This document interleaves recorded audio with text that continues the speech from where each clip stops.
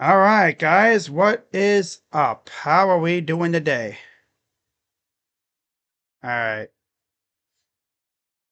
I think we are good to go. Not as late as I was yesterday. That's good.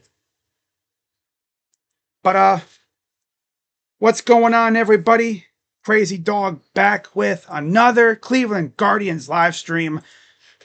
Today, of course, it was OBS giving me hassles. Today, it's just everything else. Internet goes slow when I'm trying to fix something, get something going. And yeah, but we're here. Game 2 of the 3-game series against the Giants. Quick starting lineup for the Guardians.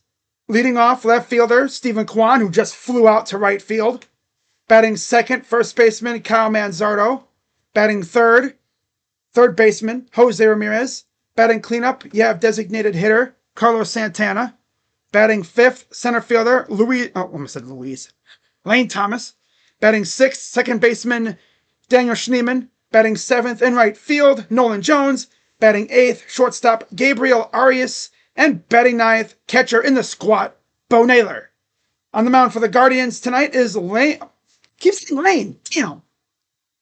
Logan Allen. My God. And I'll get the lineup for the Giants when they come to the plate. Okay. So we already got one out.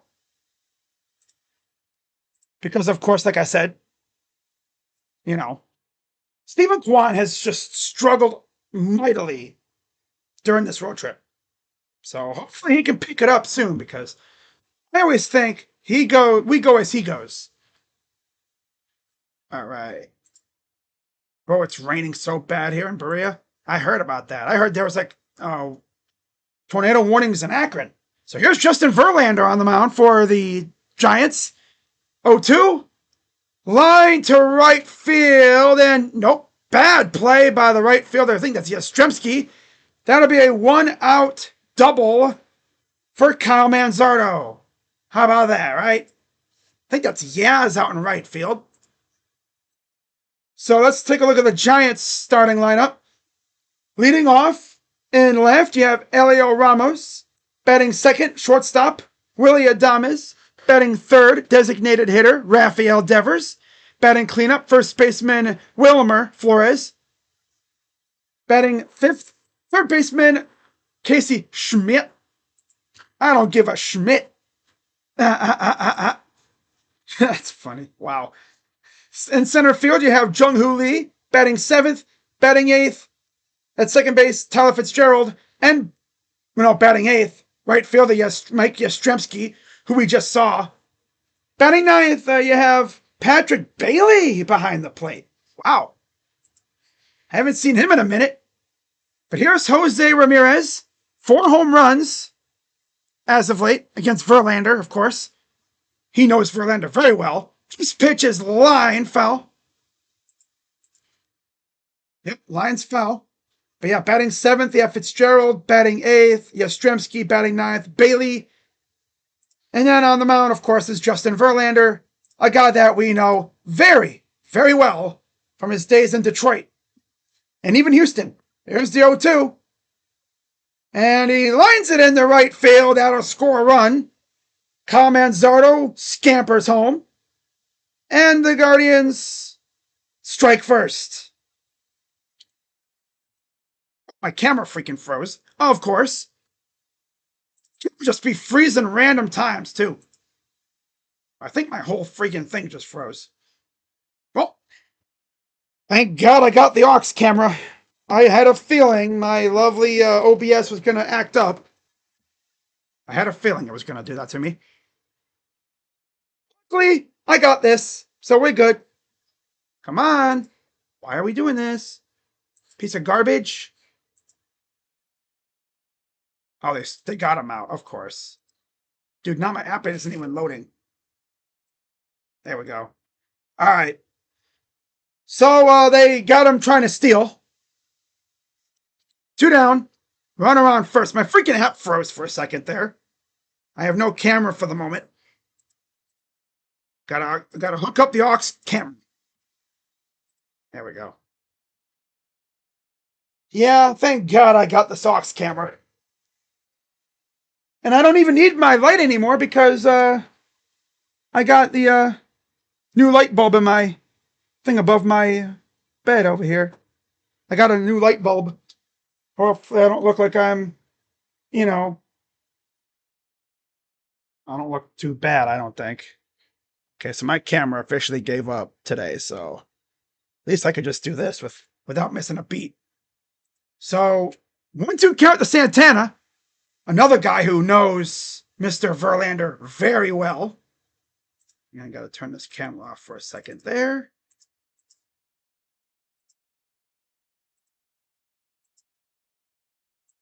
Okay. Here we go. All right. Foul ball. 1-0 count for the Guardians. 1-0 game. 1-0. Look at that. 97 plate appearances. 19 hits, 9 homers, 11 walks, 19 strikeouts, most versus any pitcher. 226 average. 1-2. Low and inside. 2-2 count against Justin Verlander. See, look. I don't even have my light on. It's almost like nothing changed. Love it. I love it. 2-2 count. I could just make the switch. Easy. No problems anymore. 2. High ball 3. Love this. But anybody watching, can you hear me? Am I coming through good? My freaking my camera crashed. That's what happened. My freaking camera crashed. Payoff pitch. And Santana puts a nice charge into it, but it's right into the glove of Jung-Hoo Lee.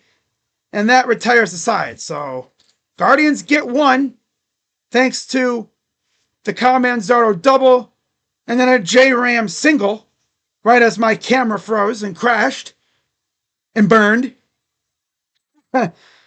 Alas, the Guardians are up 1-0. Something they haven't done a whole lot lately. Scoring first. Aside from that last Reds game where they scored 11 runs, they've only scored first, I think, 1 other time. Yeah, 1 other time.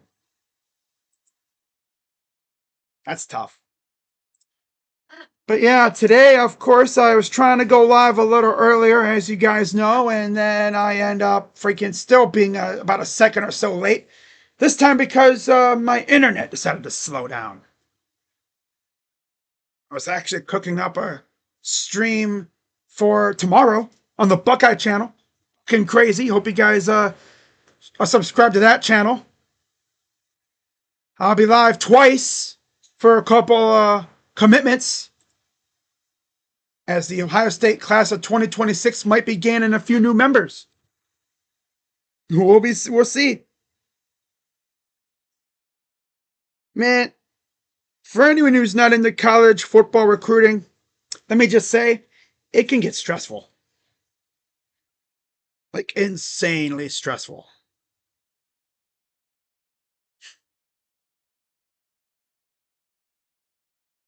I feel like I'm hearing things. Nope, it's my TV. That's what I'm hearing. Let's see what else is on TV. So here's Logan Allen, 13 starts, 4-4 record, 4.28 ERA, 61 innings, 28 walks, 46 Ks, 272 opponent average. And I'm guessing there's no football game on. He got Gold Cup soccer. Ooh, Padres Dodgers. Let's put that on. We'll have that on in the background. Yeah. Yeah. Oh, 1-0 pitch to Ramos. Strike from Allen. Last time we saw Logan Allen on the mound, he had 11 runs of support. Grounder right back to the pitcher. Oh, a little high. Must be tough for a lefty to try and throw overhand, but luckily Manzardo even has a little bit of hops because he was able to just go up there and snag it and then pitch the bag for out number 1. Here's Willie Adames. The big signing for the Giants this past offseason. They've had quite a few shortstops over the years. I remember when they traded for Chris Bryant. That was an interesting little experiment. Pitch is high. Of course, Brandon Crawford was their guy for so long, and then he leaves for St. Louis, and it's like, now who? 8 home runs, 32 RBIs in 72 games. And he hits this one right center into the sun. And Lane Thomas, battling the sun, gets the out. And it's interesting because he has the glasses on his brim, like that'll help him get, look into the sun. Although the sun is setting, so it's not like it's looking straight at it, but it's still the glare. Rafael Devers, 2 for 5 with a double last night. 15 home runs, 59 RBIs in 74 games. Pitch is low. 274 average. This is his second game as a Giant. Still weird as hell seeing him on the Giants. Fouls it off, 1-1.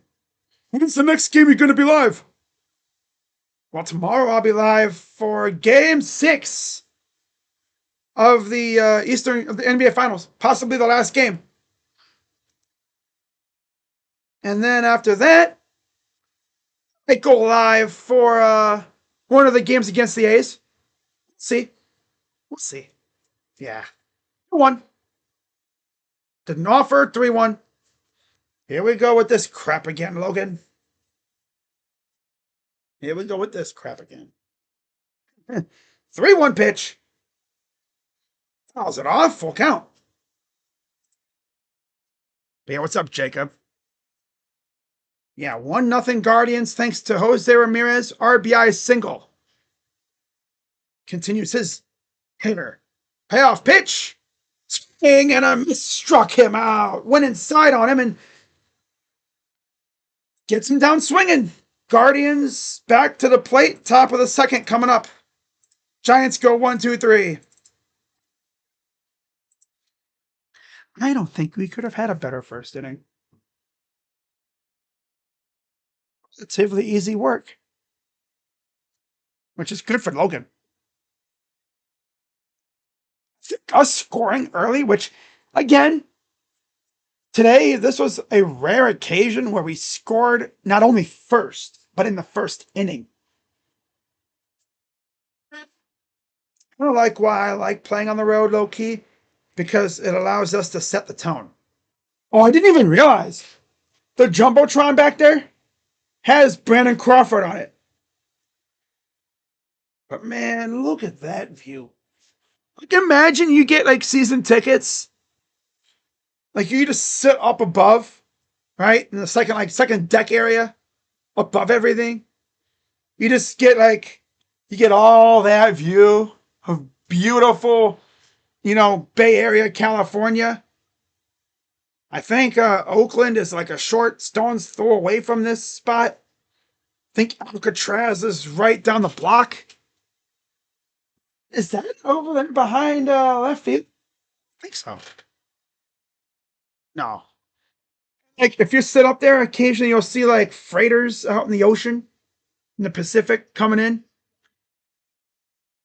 It's one hell of a scenery. People talk about PNC Park having amazing scenery. That's not bad at all either. Right? Of course, for the big games, they will always have kayakers. They'll always have kayakers out near McCovey Cove. This pitch to Lane Thomas is taken for a swung and missed. I'm sorry, fouled off. It's not raining at all here, actually. For now. 1 homer, 6 RBIs for Lane. Here's the 0-1 from Verlander. Pitch. Fouls it off. It's weird. Like, the Guardians usually do really well against the old men pitchers. At Oracle Park, he's got 2 homers, 6 RBIs in 9 games, batting .289. Of course, he mainly played with the Nats, and I believe he had some games with the Cardinals, too. 0-2. Hi, ball.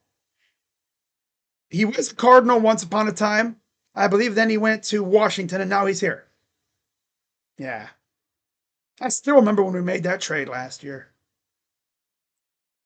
Here's the 1-2 from Verlander. The pitch. Ball. 2-2. Good eye by Lane. Lane coming off his, like, what now, third IL stint? This time for plantar fasciitis. Yeah. 2-2. Fouls. Maybe this is his second IL stint. I know he was on the IL for a while with a wrist injury that he got opening like week, I think it was. One of the first few series of the year. Then he was out for a while after that. 2-2. Pitch. Swing and a miss. He looked like he was late as hell on that swing. My God.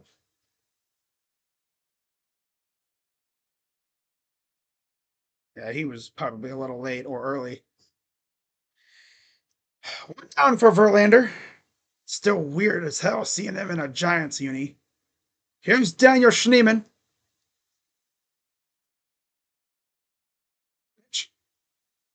Remember, I believe he was a Met for like a little bit. Wow. All right, 1-0 count to Schneemann. 242 average. 1-0. Up high, 2-0. It's funny. They give Schneemann a chance to do something, and he's actually taking advantage. 312 average, 6 homers, 12 RBIs on the road, 171, 1-6 at home. Pitch. Strike. Of course. Yeah, all right.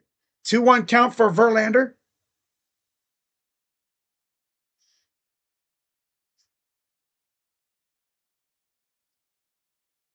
Here's the 2-1 from Verlander. The pitch. High ball 3. It's funny, the Giants saw the Dodgers bring back Kershaw, and they were like, "Yeah, we need an old man pitcher. Let's go get Verlander." 3-1 from Verlander. Crushed it off the glove, and they're not even gonna get a throw. I mean, he smoked that ball off of Wilmer Flores' glove. Luckily, he didn't hurt his hand. That would have been one hell of a snag if he had held on to it. Look at that, off the glove, a little ricochet. And Fitzgerald just couldn't quite. Oh, it was off his kind of his shoulder area, just off his chest. He played catcher for a little bit there. Pseudo catcher, just kind of deflected it. Kept it in front of him. Here's Nolan Jones. He's actually having a pretty good stretch of games lately. 222 average. Pitch. Strike. 0-1 count. 3 home runs, 18 RBIs, 310 on base percentage, 222 average this season in 64 games. Pretty good stuff, I'll say. 0-1. Fouls it off. Oh, yeah. Yeah, it's not raining at all here. It's actually a really nice day. Yeah. Really nice day. All right, here's the 0-2 to Jones. The 7-hitter. Pitch. Swing and a miss. Got him fishing. Oy. Good morning, good afternoon, good night. Damn. Just fooled him on a pitch down. Went to the dirt. So 2 down here in the top of the second. And here's Gabriel Arias. Pitch. Crushed it to third. And they'll get the out at second, and that'll retire the side.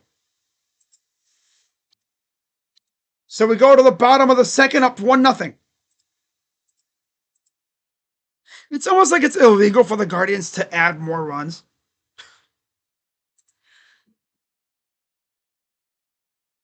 Which is honestly hilarious to me, right? It's just hilarious how they do things. Like when they score a lot of runs, they always do it on like one big ass inning.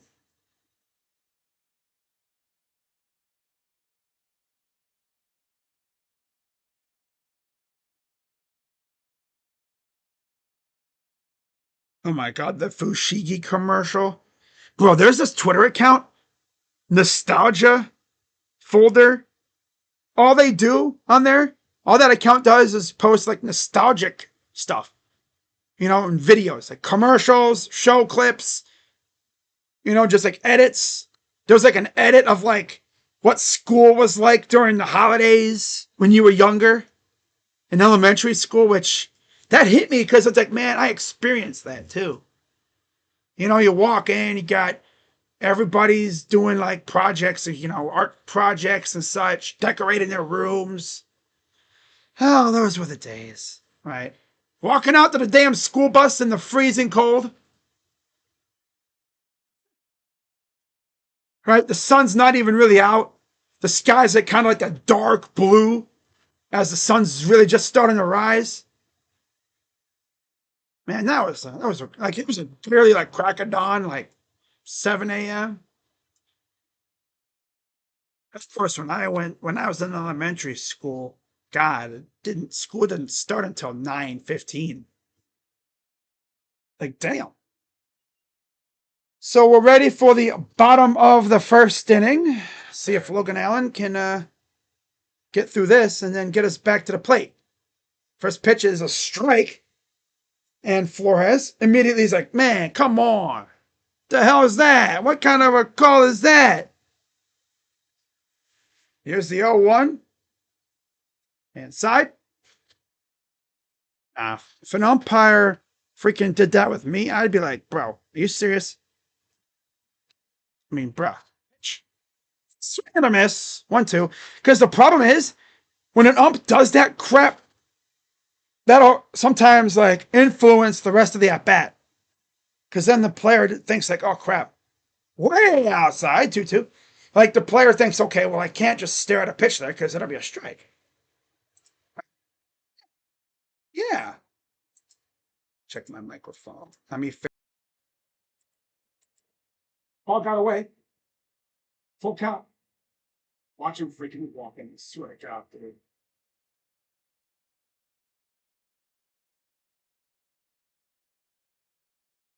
There we go. Took time. All right.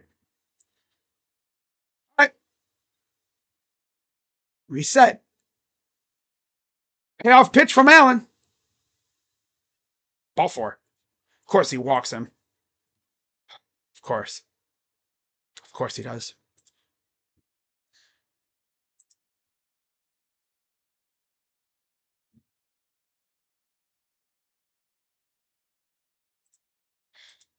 All right. Logan Allen against Cincy. He had 18 outs, 9 on a changeup, 3 4 seam. One double play was caught. It was forced. Here's Casey Schmidt. Of course, last night he was the one that got doubled up by Stephen Kwan at second. 3 home runs, 14 RBIs in 27 games. 0-1 from Allen. Pitch. Swing and a miss.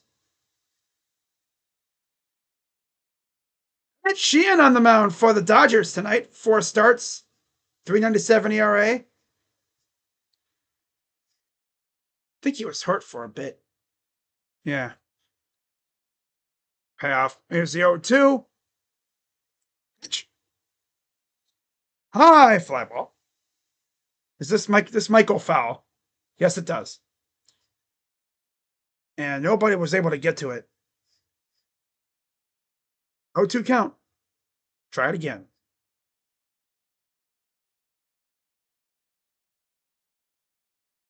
Moving on. Nobody out. 0-2 count. Beautiful day once again in San Francisco. Here's the 0-2 to Schmidt. The pitch. Outside. Nobody's chasing that, Logan. Nobody's going to chase that pitch. There's nothing to, fool them.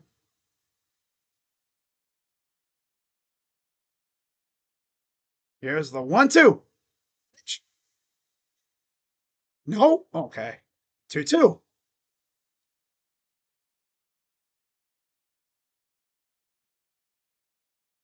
Wow. 2-2 pitch coming for Allen. Pitch. Fouled it back.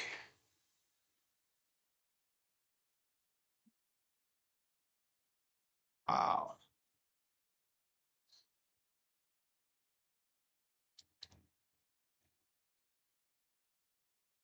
2-2 coming to Schmidt again.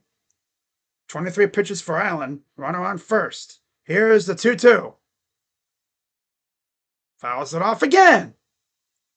This loser is not going to be able to put him away. He's just going to keep fouling pitches off until eventually Logan will leave a hanger up and he'll probably smack it into the gap somewhere. That's what usually Logan will do. 2-2. Struck him. Talking about. Made it look good enough to swing at, but he missed. So that's your first out of the inning. Got Schmidt swinging for nothing. 92 outside the zone. All right. Pitch. Strike.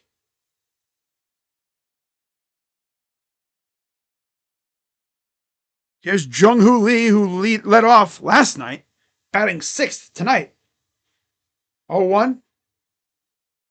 Pitch. Fouled it off. You saw like a lot of these players have like a funky looking stance. It's pretty cool. He has like a Rafi Devers-esque stance. 6 homers, 34 RBIs, 71 games for Jung-Hoo Lee. 0-2. Pitch. Ball. Tried to get him to chase, but again, they're not going to chase it because they're not fooled. Runner's on. He's got a 301 average, 5 homers. Bases empty, 239 and 1 homer. 1-2 from Allen. Pitch. Swung on, got him. I mean, he went all the way up inside on him there. And if he had even touched that ball, that thing probably would have broke his bat. That dude was practically swinging a golf club swinging like that. Damn. He was like all the way in like this. That was what you'd call a jam job and a half. Damn. Here's Fitzgerald. Strike.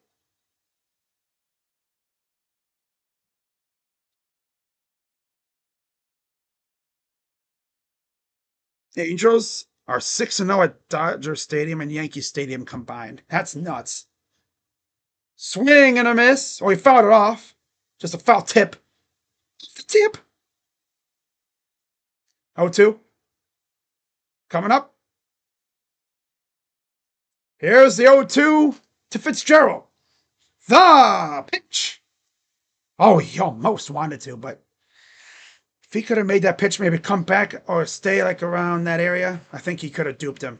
2 homers, 9 RBIs on the year, 52 games for Tyler Fitzgerald, the second baseman. 303 on base percentage, 243 average.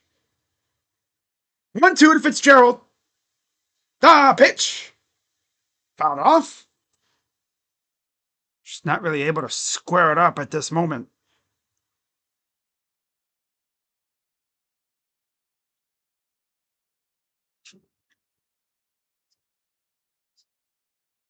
All right, well, here's the 1-2 to Fitzgerald. Pitch. Swing and a fly ball. This one is playable. Caught by Jones, just shy of the stands, and that'll retire the side. He probably had another step or two before he would go lunging into the netting over there. Top of the third coming up. Guardians up 1-0.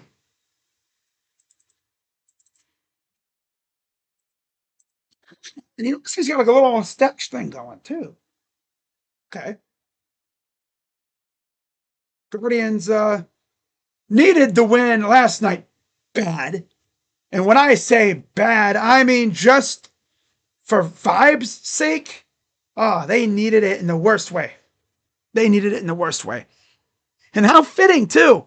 They win the game by the way that they lost that one game against the Mariners. they exercised that demon, right? Bases loaded, 2 out, up by 1. This time, though, Clase got the win. He actually was able to get the final out. Last game, of course, against the Mariners, up 3-2. Wild pitch ties the game. Then a whole bunch of crap happens. So hopefully the Guardians can, add some more runs for my sanity's sake. That would be nice.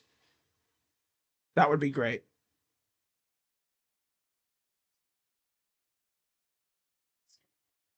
That would be wonderful.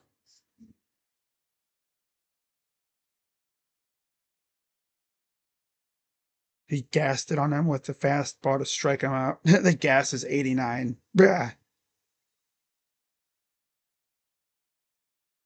A rare occurrence lately. The Guardians up like they're leading in a game early. And as we get to the second and third time through the order, I wonder how we're going to adjust to Verlander. Pretty good amount of Guards fans in the house. Here's Bo Naylor against Verlander. The pitch. Outside. Bo batting 185 on the year. It's weird. He's batting 185, but I think he has like 11 homers. It's like, what? Or something like that. He has some crazy stat. 1-0. Strike. He doesn't really strike out an alarming amount, but he does strike out a bit. Yeah, 9 homers, 19 RBIs, 298 on base, 185 average in 54 games. Still pretty crazy, though. 9 homers, but he can barely get on base. 1-1. Broke his bat. Ball rolls to the dugout area. So he has to get a new bat. Be nice if he can get a gap shot. He's the kind of guy, he's actually quicker than a lot of catchers. So if he hits one into Triple's alley, he could probably get a triple out of it. He ain't no slug like freaking Hedges is. Or like some catchers. He actually has some wheels on him. Never forget when Carlos Santana was a catcher starting off in his career when he first came up. 2 pitch. Oh, he did not offer at that. 2-2. Come on, Bo. Give me a base hit here. 2-2 pitch. Old man Verlander with all kinds of gray in his beard. Here's the 2-2 from Verlander. Pitch. Lines it foul. He stung that ball. Almost into that little corner there where the brick building meets the stands. So once again, 2-2 from Verlander. The pitch to Naylor. Fouls enough. With Bo, he has some crazy power, so he could easily just push one if he really gets a hold of it. If Bo hit a splashdown, that would be nuts. You see, there's the alignment in the infield. Pretty much playing straight up. See, there's Jung Hoo Lee chilling in the center field there. Always got to wonder what those outfielders are thinking. Gotta be ready, right? 2-2 to Naylor. The pitch. Swing and a miss. Went up on him. Couldn't resist. Just couldn't resist, could you? No, of course not. In the driver's seat, okay. Most starts versus Cleveland since 1950. He has 58. The most was Billy Pierce with 75. Just past Whitey Ford, and then Jim Catt, and then Mickey Lolich. Wow. He's obviously the only active player on that list. The dude's been doing it strong since 2005. He's been doing it so long, StatMuse doesn't even, reach that far. 0-1. Liner right at second. Yeah, he's just got horrible luck. Hits a ball on the screws, 100 miles per hour, right into the glove. Seemed like that kind of fluttered, though. I don't think he really stung it. Because if it did, I might have taken dude's glove off. Speaking of which, here's Cal Manzardo. Got a double last time up. Came around and scored. Pitch. Fly ball. Playable and left, and that's out number 3. So nothing doing there. We go to the bottom of the 3rd. Still 1-0. Steven Kolek? That's the pitcher tonight for the Padres. Interesting.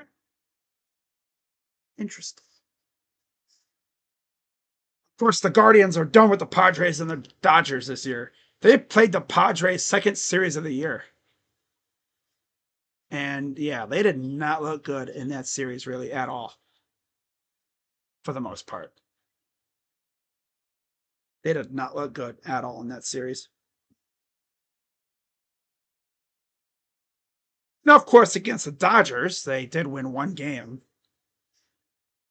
So after this, they got a 3-gamer against Colorado coming up. That's at the end of July because we actually play them, I think, right before the trade deadline. And then, at home, by the way. And then I believe we have the Diamondbacks after that sometime. After that, we're done with the NL West. AL East, we're done with the Yankees. We haven't even played the Rays yet. We got the Blue Jays coming up in our first series back at home next week, coming from out west. And O's, we have 1 more series with.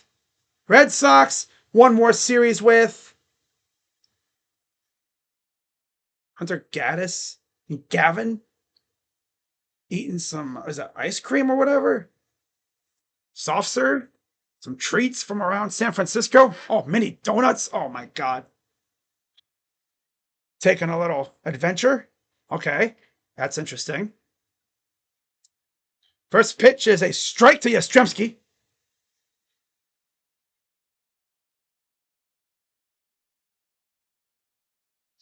Here's the 0-1. Swing and a miss, 0-2.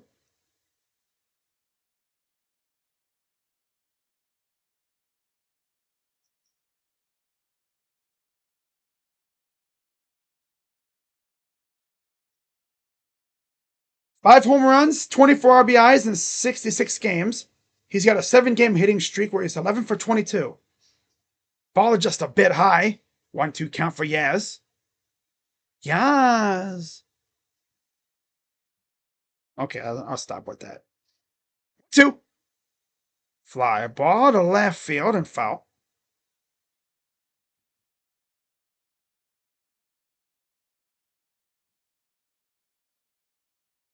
1-2 coming to Yaz. Pitch. Loops it into center field. There's their first hit of the game.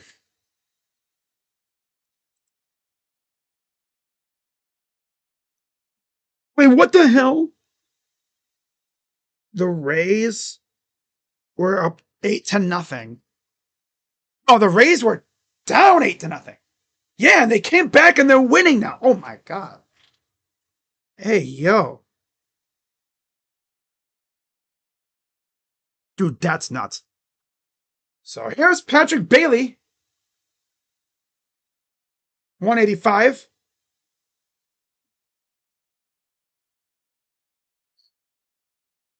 He must have just came back today or something. He got activated from the IL. 56 games, 1 home run, 16 RBIs. I wonder if they DFA'd Nisner or something. Oh, pitch. Ball.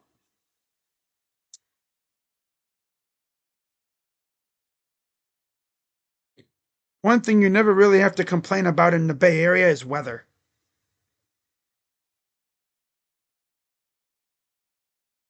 1-1 pitch to Bailey. Chopper foul. I'm going to look up, see what the heck they did.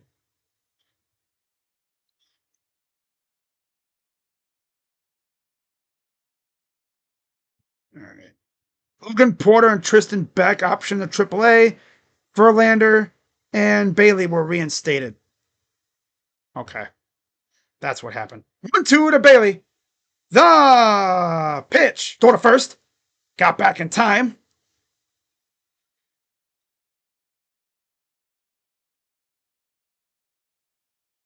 So they didn't send any. They just sent down Porter and Beck.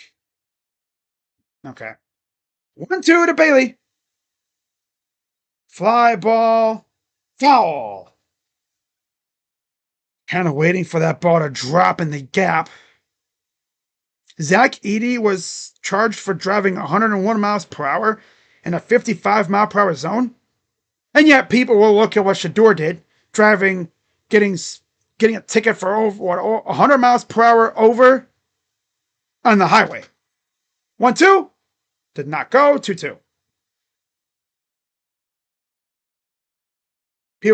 Shador did it on the freeway. Got a little case of lead foot. Freaking Zach Edey did it on a 55 mile per hour zone. What are you doing, brother? Damn. 2-2 to Bailey. Chopper. Double. Oh, that's going to go foul. Now it's going to stay fair. And there's nothing you can do about it. And the first two have reached. Now back to the top of the order. Ooh. Jaden Carey. 2027 corner. It's pretty cool, man. Class of 2027 already. Wow.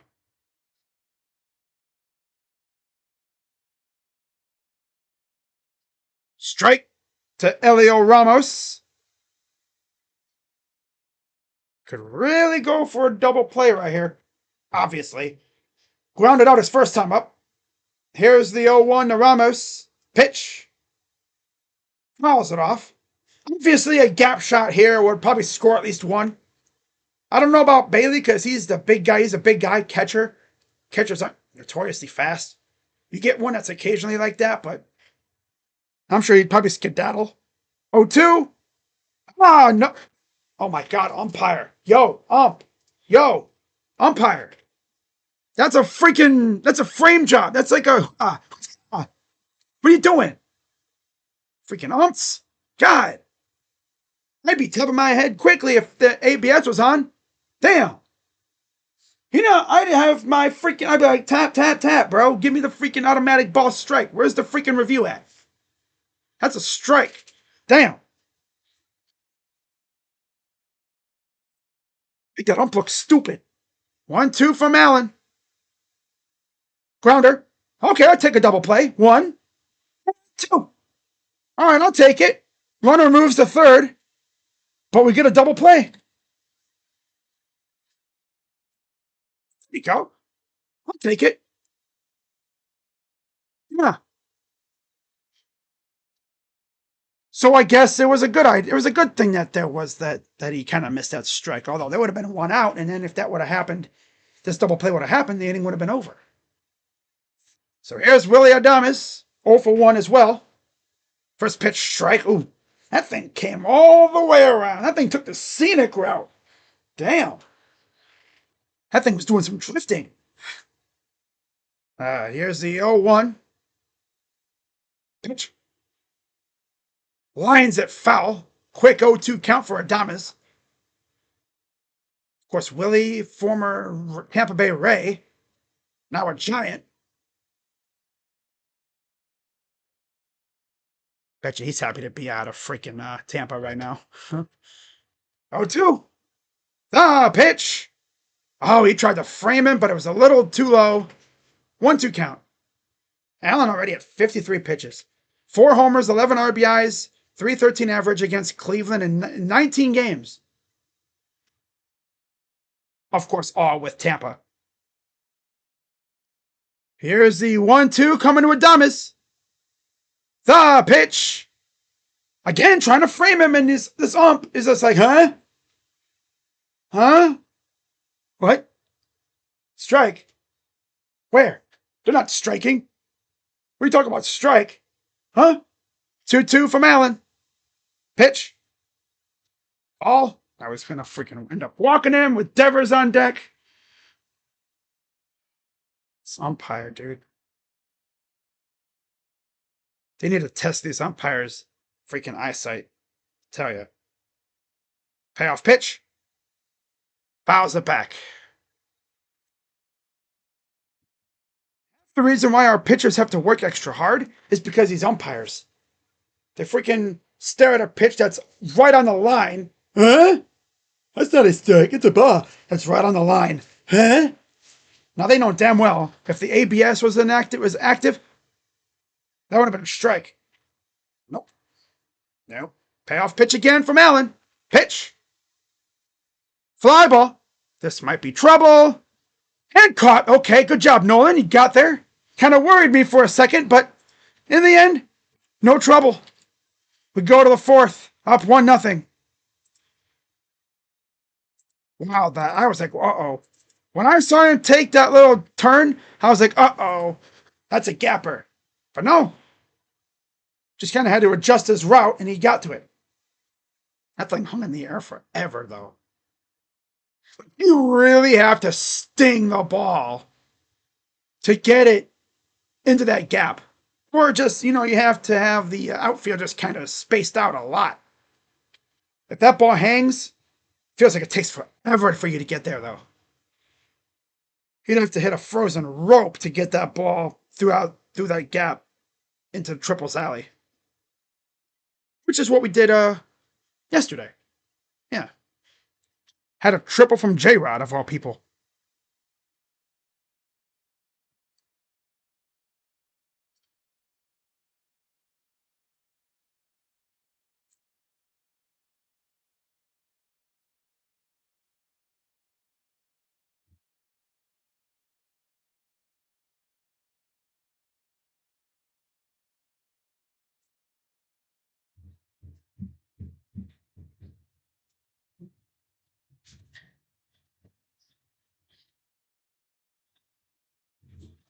Oh, Arkansas blew the game against LSU.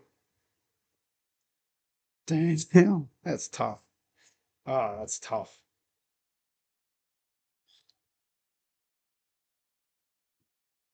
So we're going to see Jose Ramirez leading off here in the top of the fourth.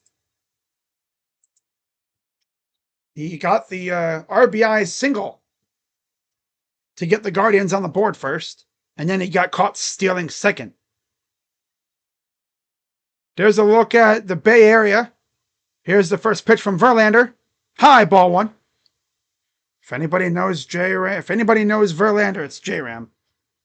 Nobody besides Carlos Santana knows Verlander better than J-Ram.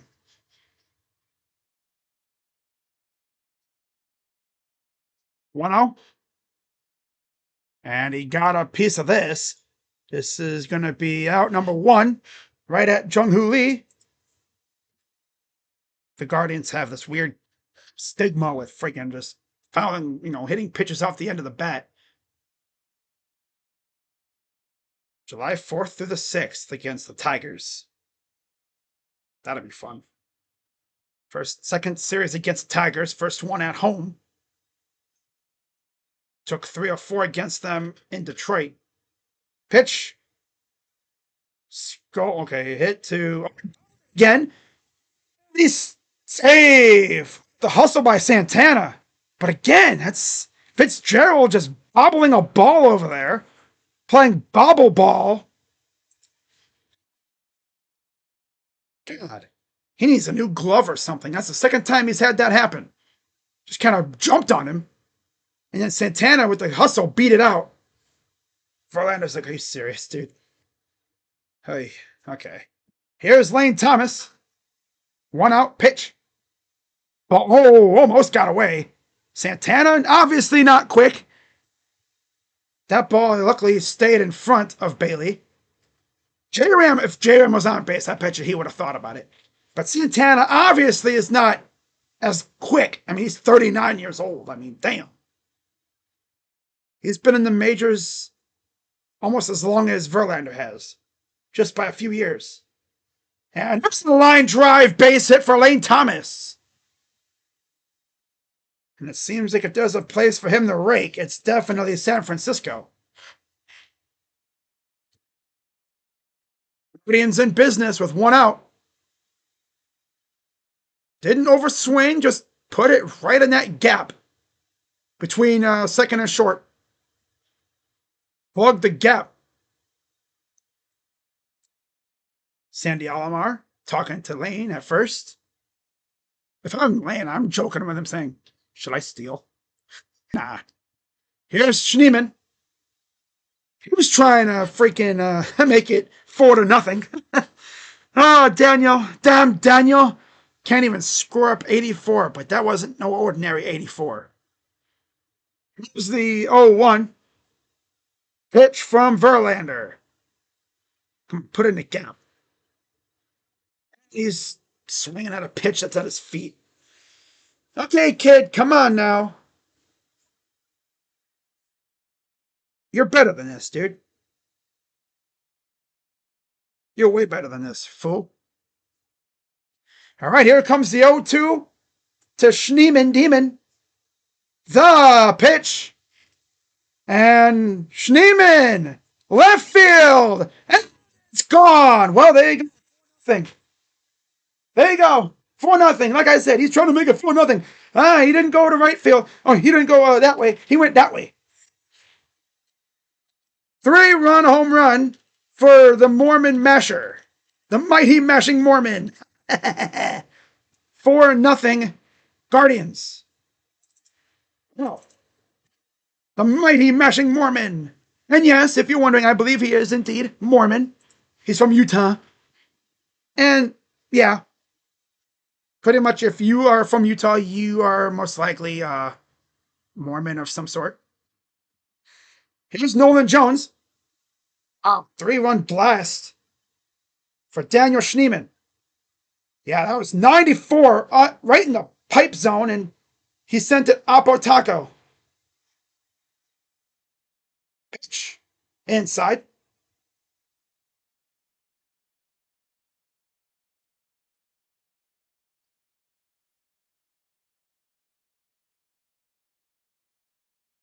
See what happens when you actually give him playing time. 2-0. And fouls it off.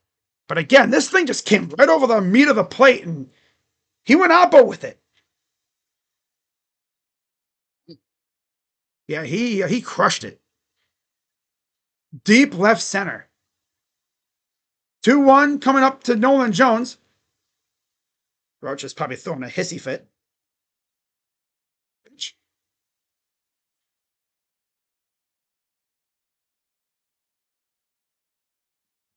Dude's probably throwing a damn hissy fit. God, damn fly. God, I hate these damn bugs.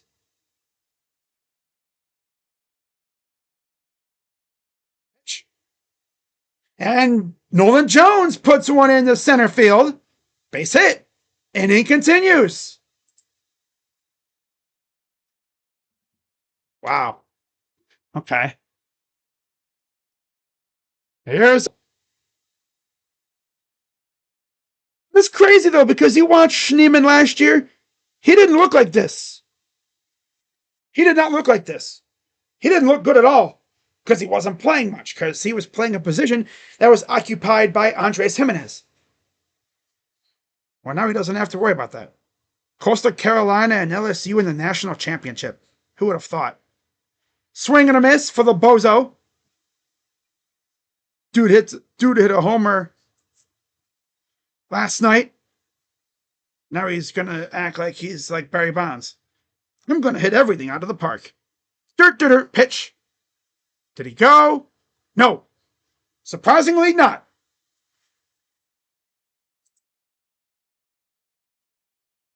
Fun. Damn freaking flies.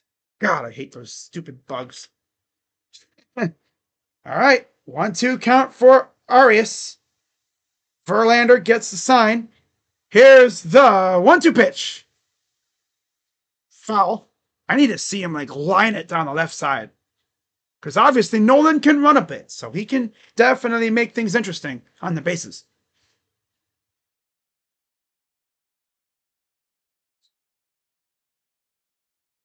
Here's the 1-2 from Verlander. Pitch. Just barely fouled it off. Oh no, what? He swung and missed, I guess.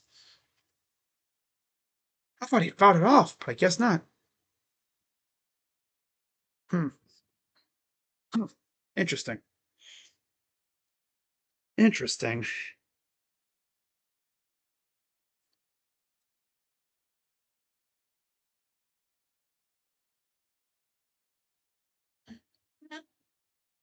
But yeah, someone in the group chat's talking about Stephen Kwan.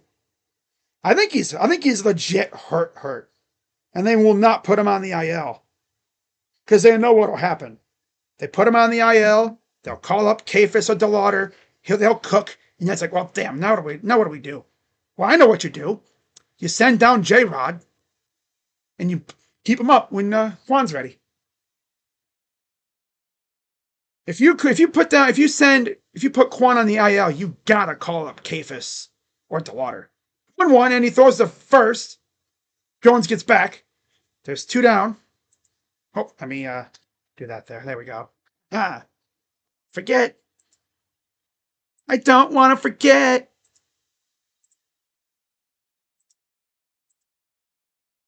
So 4-0 Guardians.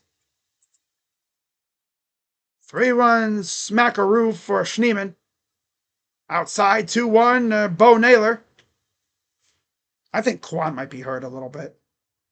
That and Copel with some bad luck. His hammy's been barking at him, I think. 2-1. Popped it up. Out of play.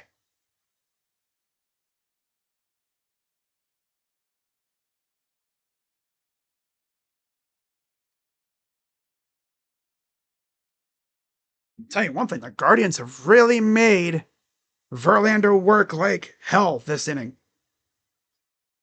2-2. There's Logan Allen waiting in the dugout. 2-2 pitch. Swing and a miss. Ass. And that's it. We go to the bottom of the 4th. Up 4-0. There you go. Good job, Daniel. And I'm Daniel. Literally, it's so funny. When that at bat started, his first pitch was boom. He's trying to crush it. I'm like, damn, he's trying to make it 4-0. I was like, damn, Daniel. And then he's like, oh, I'm not gonna go that way. I'm gonna go that way. So he tacoed it. He went Oppo Taco, ding dong. Yeah.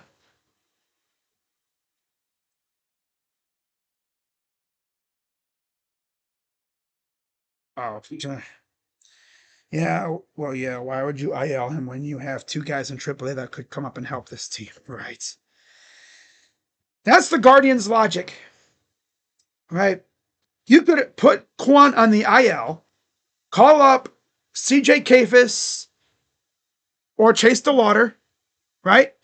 Call them up because they're cooking right now in AAA. They're ready to go.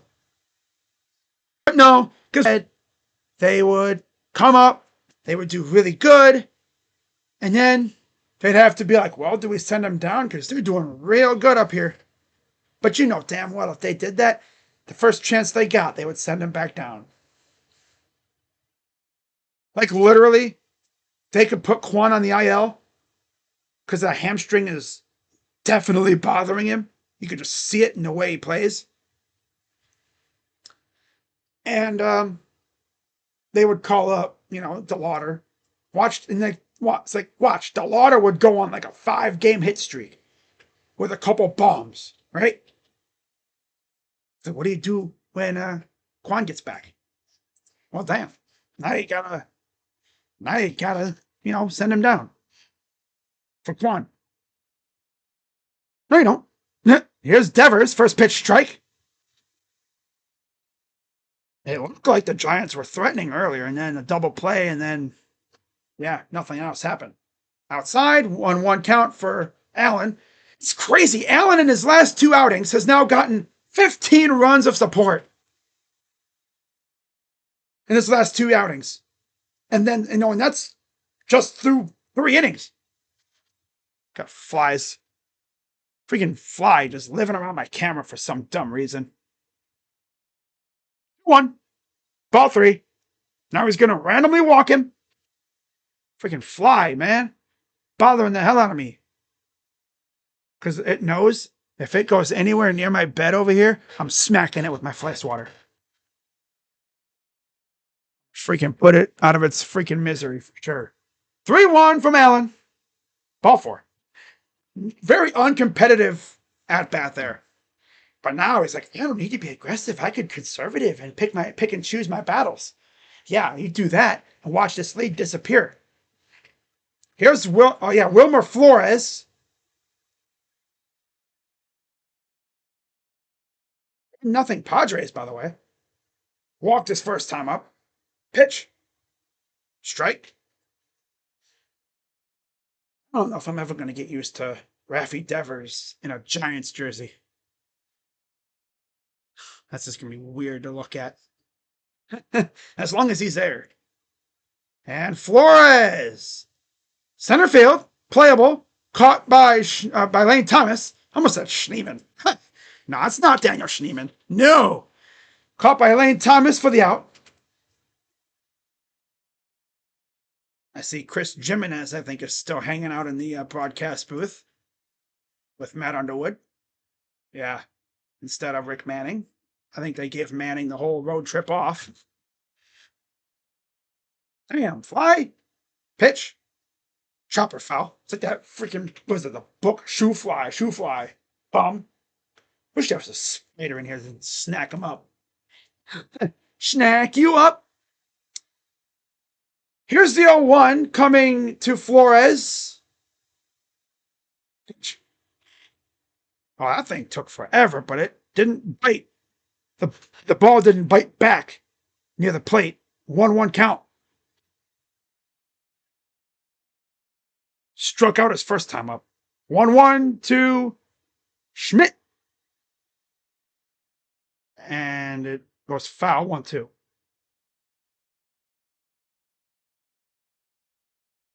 There's Buster Posey hanging out in the suite area.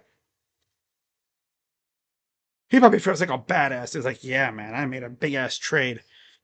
I'm new to this job, but I'm a beast. And here goes high fly ball. Same area. Lane Thomas, just at the warning track, makes the catch. 2 down. And obviously, Devers, not much of a runner, just stays at first. Thank God we got a guy like Lane Thomas who can cover center field. Now, Lane Thomas is a free agent next year, after this year, so I wonder what they're going to do with that spot. Probably just let him go and hopefully, we see DeLauder next year. If we don't see DeLauder by the end of this year, I'm going to be pissed. There's Manzardo at first base with Devers. Devers will take his lead. Here's the pitch to Lee. Fouls it off, 1-1. Never forget, back in 2020, right? Sports had essentially shut down. We were so down bad for sports. People were waking up early as hell to watch Korean baseball. Remember that? People were getting up early as hell to watch ESPN broadcast KBO games. What a time, right? Wow. 2-1 to Lee. Pitch. Strike. 2-2. See if they can put him away here. 1-4. 2 out. 2-2 count for Logan. 2-2. Just got off the end of the bat. Allen is there to make the catch, and that'll retire the side. And that thing must have been just off the very tip of the bat. That thing went nowhere. And we go to the 5th. Up 4-0.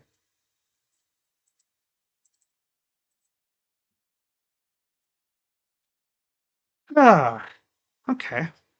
Looking good so far. Keep it up. Yeah. I need Logan to give us at least another. Get us to the 6th. Get us through the 6th. And I think I'll be content. I'll be content with whatever happens after that with him. He's got 70 pitches. We'll see where he is after the 5th. But yeah, guys, if you're enjoying the stream, as always, be sure to hit the like button, subscribe, and hit that bell. I appreciate y'all staying up with me tonight. Hopefully everything is behaving for the most part. Looks like everything is. Seems like the stream is behaving, which is great news. Yeah. As far as my next live stream, of course, that'll be tomorrow night. Game 6, NBA Finals. Possibly the last NBA Finals game of the year. And the last basketball game of the year. For the NBA, of course. And how funny would it be if that last basketball game came, well, a week before the draft, pretty much.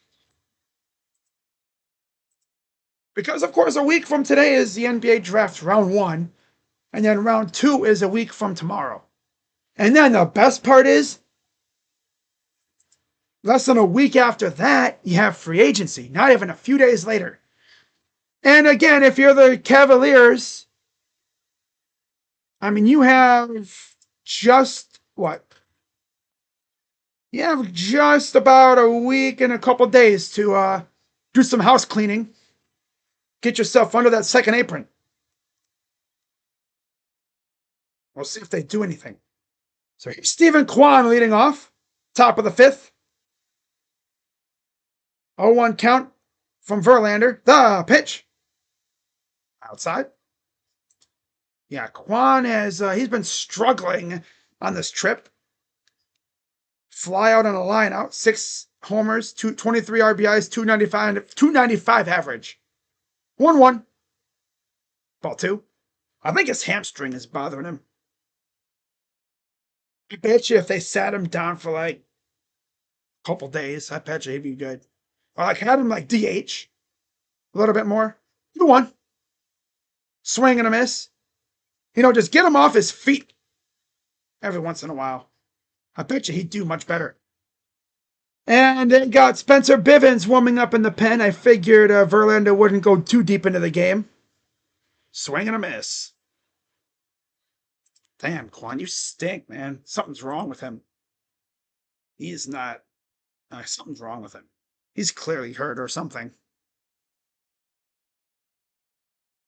He's usually not this easy to strike out. God.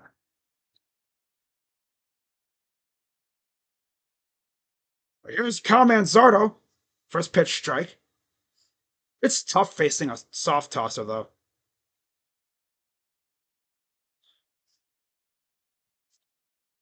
Here's the 0-1. Pitch. Liner hit down the right field side. That's going to be a double for Kyle Manzardo. His second of the game.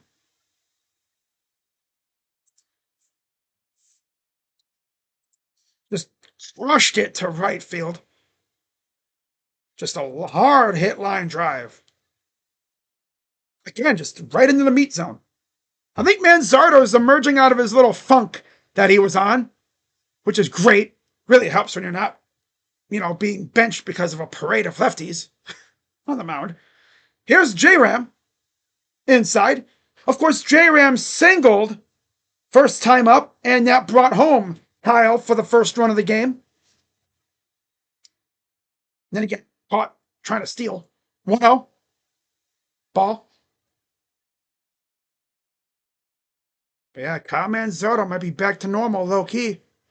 An RBI single and a flyout for Jose. 13 homers, 35 RBIs, 321 average. 2-0. The pitch. Inside. 3-0 count.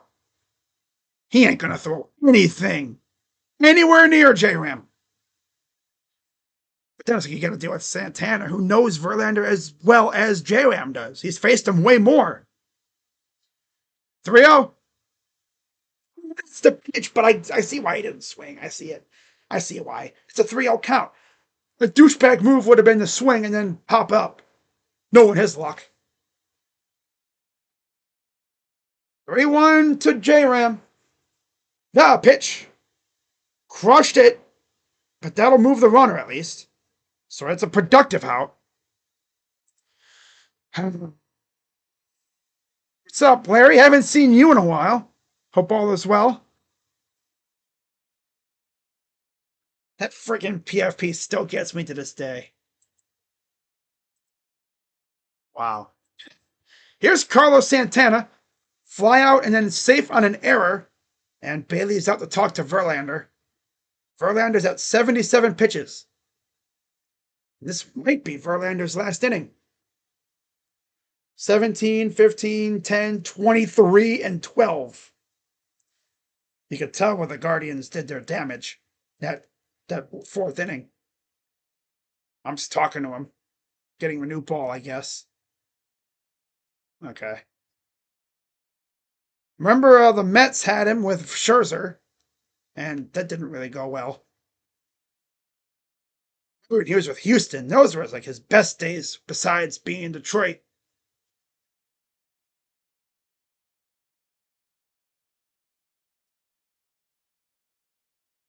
Pitch to Santana. Oh. Manzardo at third.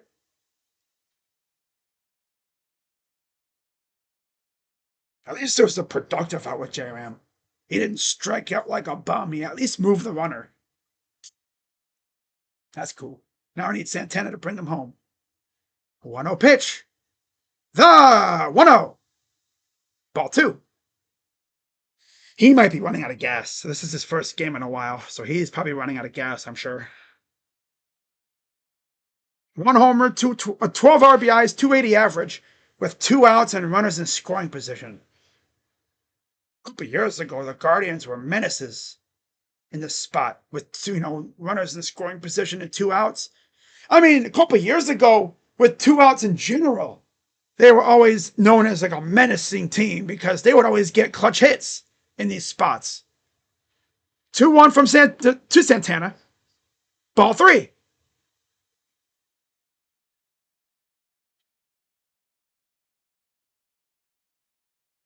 Just a big hit for the Guardians was the 3-run blast by Daniel Schneemann. Aportaco. 3-1. Fouls it off, stays alive. Also continues that count. If he's already on fumes and you do this try-hard ass at bat, I could just see him throwing a hanger. If he hangs one, you bang it. At least get a base hit out of it. Don't do too much with it. Just get a base hit. Score a run. No need to be, Barry Bonds. You know what I'm saying? Yeah. Payoff pitch. Ball 4.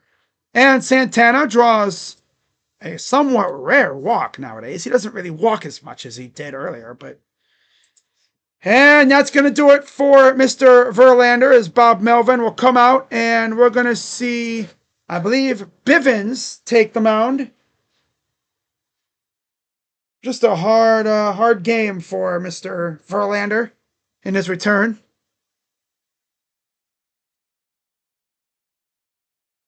He's probably going to say like something like in the dugout, some corny, typical thing like, I'm getting too old for this, in the freaking dugout.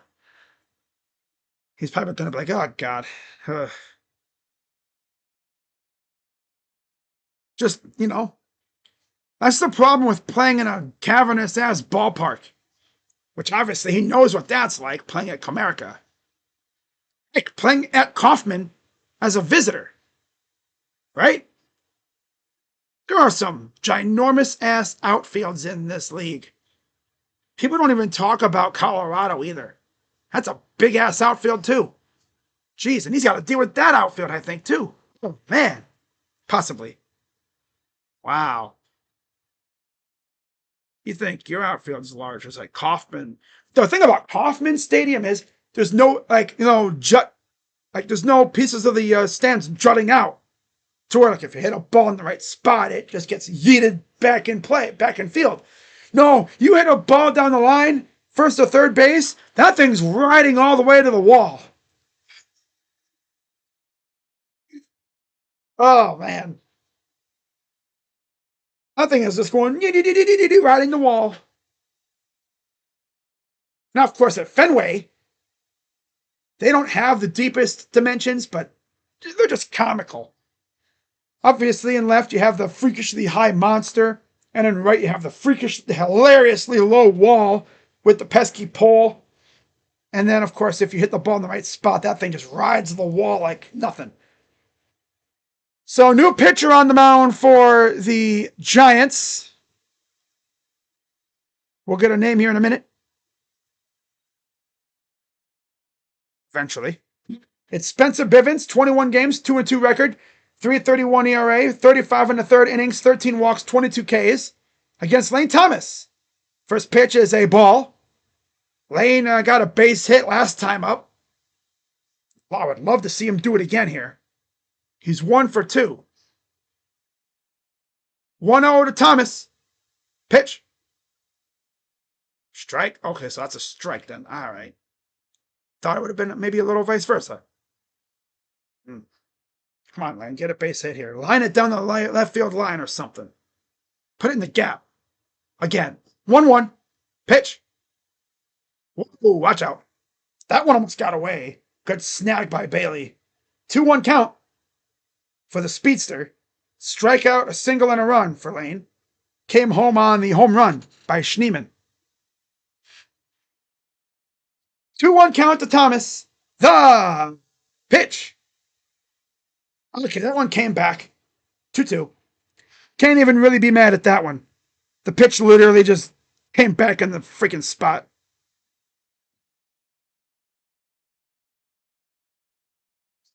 2-2. All 3. Oh, he stole that bag easily. Full count, and Santana gets a stolen base. Not too often now does he do that, huh?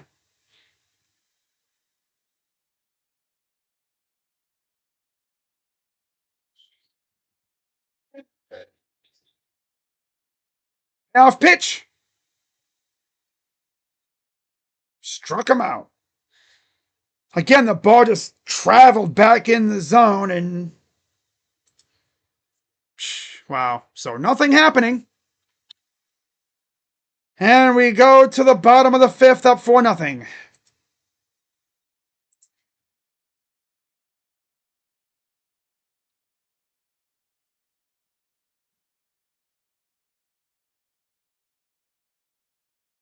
Well, 1-0 Padres going to the bottom of the 4th.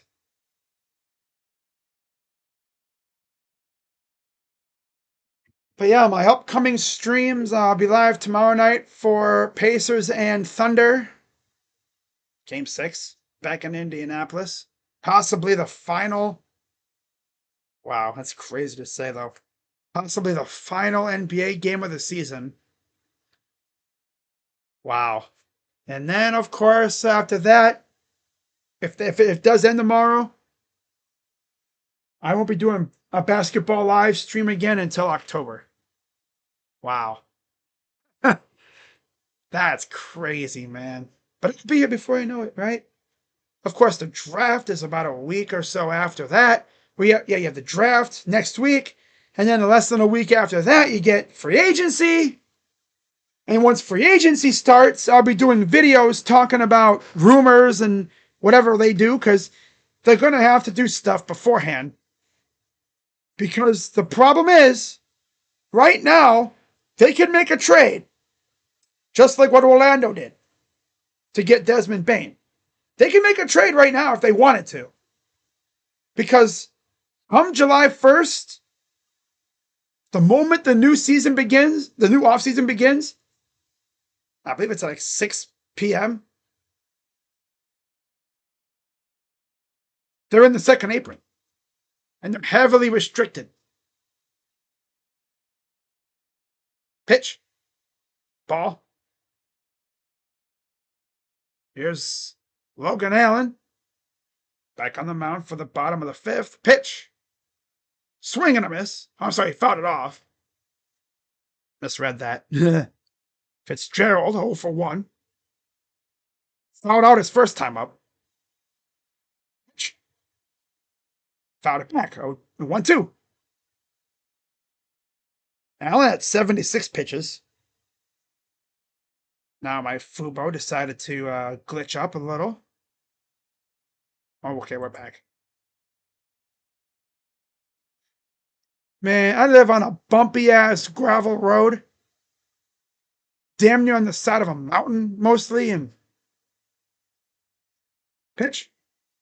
And a miss. Fuck him out.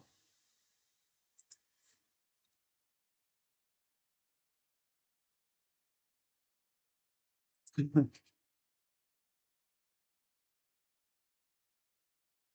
they're showing earlier. I thought that was now. That was a double play earlier. And then they get the fly out to Jones. So here's Yastrzemski. 4 1/3 innings, 2 hits, 2 walks, 4 Ks for Logan. High ball 2 to Yaz. Allen approaching 80 pitches. Like I said, if he can just get us through the 6th, that'll be fine. 3-0. Logan! Dude, those strikes. Damn. Come on now. 3-0. Hey, found a strike. If you would have got umped there, I would have wanted to jump through my computer and punch the ump in the face. 3-1. Hopped him up. Playable. Manzardo will come in and make the catch. He almost didn't get there, but he did. Hey, holy man. I think the wind almost took that. It's pretty windy in the Bay Area, as you can imagine. Especially in that ballpark. The way the dimensions are, you have the wind coming off the ocean. Look at the flags. Man, the wind be coming in off the ocean, out of the bay. Here's Bailey. Swing and a miss.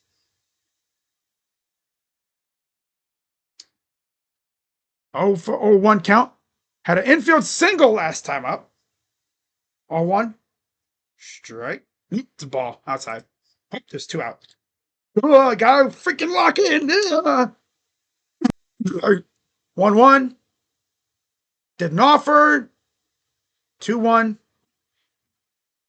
Yeah, I think Stephen Kwan has to go on the IL. Some people are debating it in this group chat I'm in. Pitch. Strike. He needs to go on the IL, even just to get him off his feet. Right? Because no, he wants to play. You can't just sit him because he wants to play. Put him on the IL for a little bit. Blooper into center, and that'll be a base hit. His second hit. Is Verlander even good anymore? Hard to say because he's coming off the IL. So he was already probably on a pitch count anyway. He wasn't going to go deep into this game anyway. Unless we were just incredibly feeble and he got like 80 pitches in 7 innings or something. But he's tight. He still has his stuff. He's just like Kershaw. They still got their stuff, but they ain't like what they used to be. A ground out and then a grunt and a double play for Elio Ramos, 0 for 2. 1-0 pitch. Ball 2. Yeah, this dude ain't going to get us through the 6th. Not like this. I just want him to get to the 5th. At least get a quality start out of it. 2-0. Pitch. Liner foul. 2-1.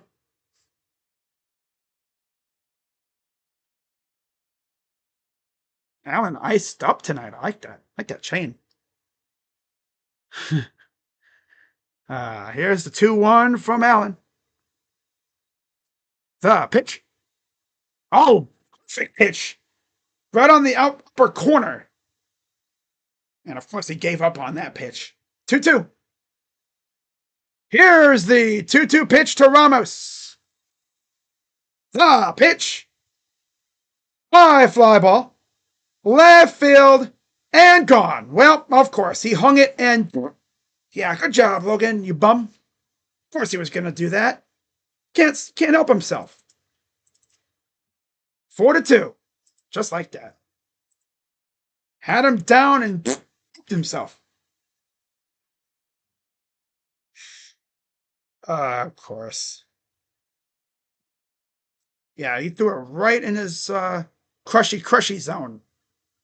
Had him on a 2 straight count, looking like he was going to put him away. Nope. Nope. So a 2-run shot cuts our lead in half. Pitch.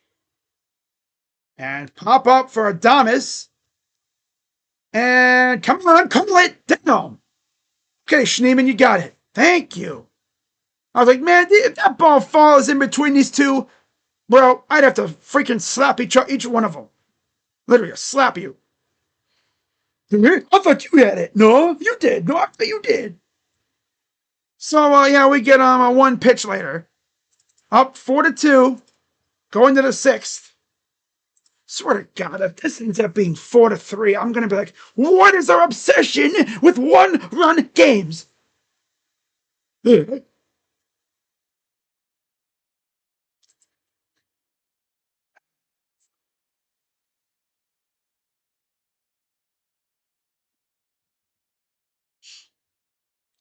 what is our obsession with 1-run games? I just don't get it at all. I want to see us respond with some runs of our own. Bro, Chris Sale, 32 points. Bro, that's lit. I was losing by like 60 points in my fantasy matchup, and now I'm only down 1. That's lit. I think I was down like 96 to like 30 something. Now I'm only down by 1. Oh, that's lit. It's never easy with this damn team. I swear, man. I say it every time.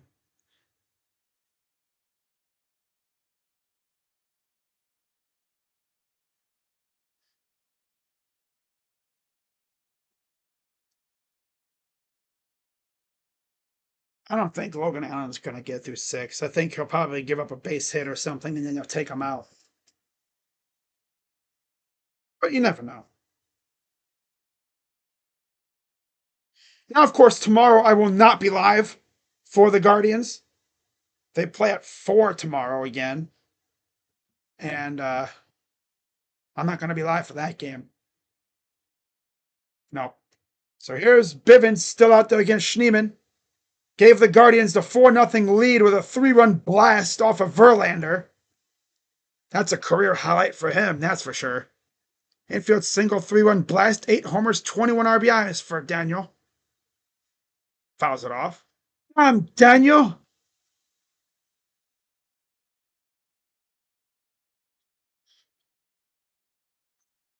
Stupid. 7 home runs on the road leads the team. Pitch. He's the ultimate road warrior. I'm gonna start calling him the Road Warrior because he mashes on the road, but he looks like ass at home. 1. Crushed. Okay, not crushed, but dribbled to second, out number 1. Have you seen a player do that before? Well, they crush, like they look like Barry Bonds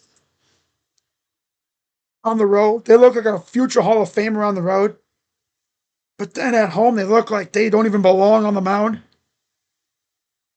I mean, Schneeman's not bad at home. It's just so funny how his splits are so different.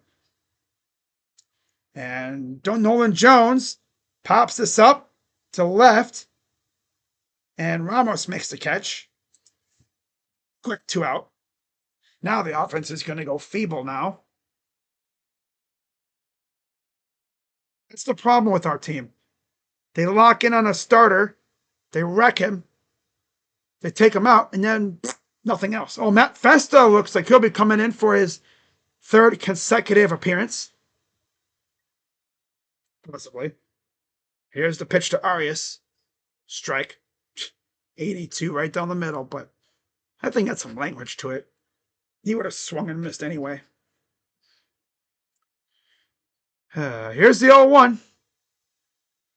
Fouls it off.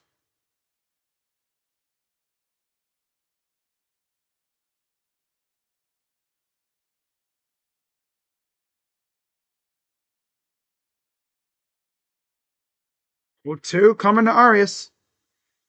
Arias, the pitch. Outside, ball one. 6. Guardians up 4-2. Here's the 1-2. Chopper right back to the pitcher. Out number 3. So the Guardians go feebly into the night in the top of the 6th. And we'll go to the bottom of the 6th, up 4-2. And it looks like it'll be the bullpen again coming in here. I don't think they're going to have Allen out there again. If they do, it'll be one of those, you give up a base hit and we're taking you out. Knowing Stephen Vogt, that's what he's going to do. He'll keep him in there and he'll get crushed.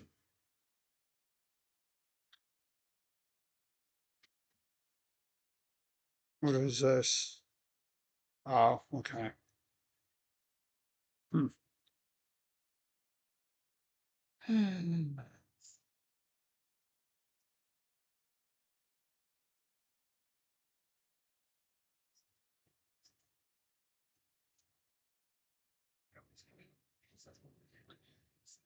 Like I mentioned earlier in the stream, I'll be live on the Buckeye channel twice tomorrow for a couple commitments in college football recruiting.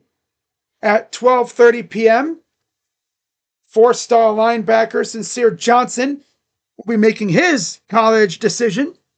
It's between Ohio State, Alabama, and Penn State.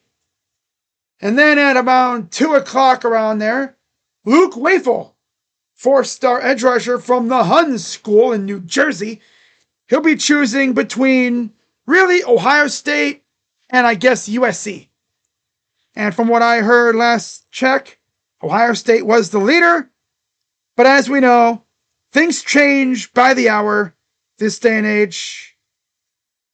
So it's hard to say. Hard to say how things are going to go. I'm hoping we land at least 2 kids tomorrow and make Ohio State's class of 2026 that much better. First pitch is, so Allen is still out there like I figured he would be. You know how Stephen Vogt is. Pitch to Devers. Fly ball, left field. Ramirez is there, I think. Nope. That'll go to Arias. Again, I think the wind took it. But regardless of who had it, it's out number 1. And here comes Stephen Vogt. So he kept him out there to face Devers. Okay. At least he didn't wait forever to take him out. He was just out there for 1 extra pitch. Or whatever. 2 extra pitches. That's cool. Matt Festa coming in now for the Guardians. Oh, damn, Tatis, watch out. Wow. Is that Muncy? Look at him run. A triple. Oh, boy, a triple for Max Muncy. Max Muncy just hit a freaking triple. Well, that's because Fernando Tatis kind of stumbled out there in right field. Had a good, look like he had a good read on it, and then he was in a bad spot. He wasn't looking at the ball. He was looking like trying to do an over-the-shoulder catch, and he missed the ball. And he jumped to try to catch it. He missed. Then he stumbled or slipped, and that allowed Muncy to get the third. Okay, he didn't hurt himself. He kind of slipped in the dirt. Then he had trouble picking up the ball. Because I know when he stumbled, and here's the tying sac fly, I think. Yeah. Oh, not even close. And the game is now tied over there in LA. Not here, no. No, not in San Fran. Up in LA. Or out in LA.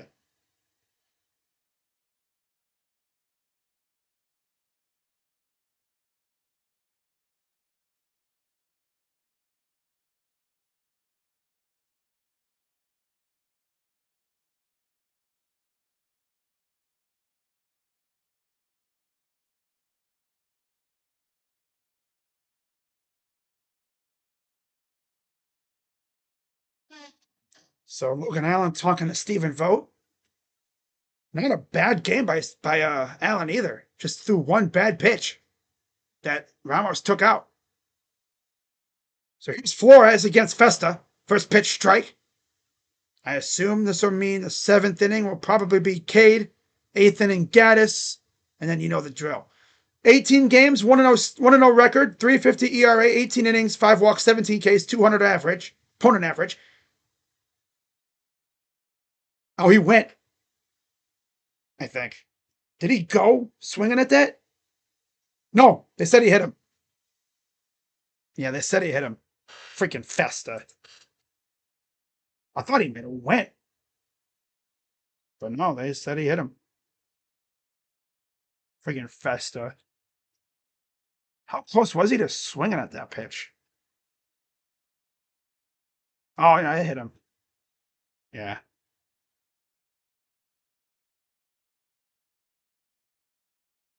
Yeah, he didn't go anyway, so yeah. It looked like he kind of leaned into it almost too. But oh well. I remember like in the College World Series. Was it yesterday? Arkansas, Murray State. Freaking Murray State hitter leaned into a hit, leaned into the ball, got hit. They reviewed it, they looked at it. Obviously, I don't think he leaned into it. But as he was doing this, it hit him like right here. So, yeah. So runner on first. And here's Casey Schmidt against Festa.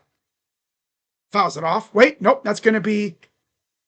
Come on, get over there. There you go. Damn, took forever, but out number 2. I'll take it. Runner goes to second. Slow dribbler. That's a tough situation because that ball just took forever and almost went foul too. But yeah, I mean, Schmidt really wasn't running, so it was essentially like a swinging bunt almost. So 2 down. Pitch is outside. Here's Jung-Hoo Lee. Watch the Guardians offense do absolutely nothing the rest of the game. Who wouldn't be surprised? Grounder foul.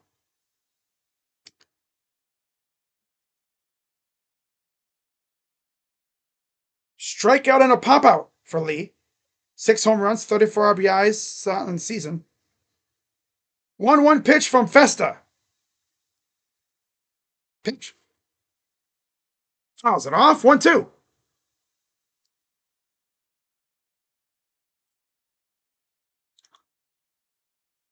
See, now the Dodgers have second and third with 1 out. Damn. Ha-Sung Kim. Wow. Okay. All right. Wow. I think Kim and Lee played on the same team. Chopper to short. Throws. Got him. All right. So the hit batter comes back to do no damage. Guardians get out of that with no problem at all. Top 7 coming up. Up 4-2. Yeah, Ha-Sung Kim on the Dodgers played with Jung-Hoo Lee on the same team. I think it was like the Giant, the Ki Woom Heroes or whatever in the KBO. Yeah, they were making a big old thing about it when they played each other recently. Right? It's pretty cool though. You know, every year you get like 3 or 4 pretty good players from either Japan or the KBO come into the MLB every year. They get posted. The Guardians never really go after them. Maybe on a rare occasion they might, but they never usually do. In fact, I think I can pretty much count on one hand, damn near, how many players we've had from Asia in general. Not like, oh yeah, the Asian players playing in this, they were born in America, like Stephen Kwan. I think he's Asian descent, but he's obviously Oregon State. You're talking, they came from Asia. Like, they played over there. I'm pretty sure the only guys I know recently the Guardians had, there was like C.C. Lee, I think it was. He might have been from over there. I know Shin Soo-Choo, the most obvious one. I think there's a few others too. I'd have to really look. Obviously, Yu Chang from Taiwan. Yeah. Too often do you see players from Taiwan these days. That's pretty dope. Taiwan. Yu Chang, I don't even think he's playing in the majors anymore. I think he retired or something, or he's playing out in the KBO somewhere. Playing out there somewhere. There's the sunset over the Pacific.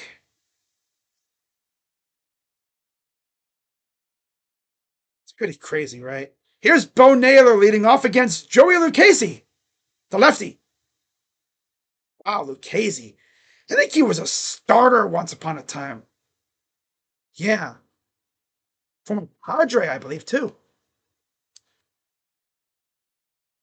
The lefty. Here's the 0-2. I mean, it's 0-1, excuse me. Fouled it off. Oh, is 0 for 2.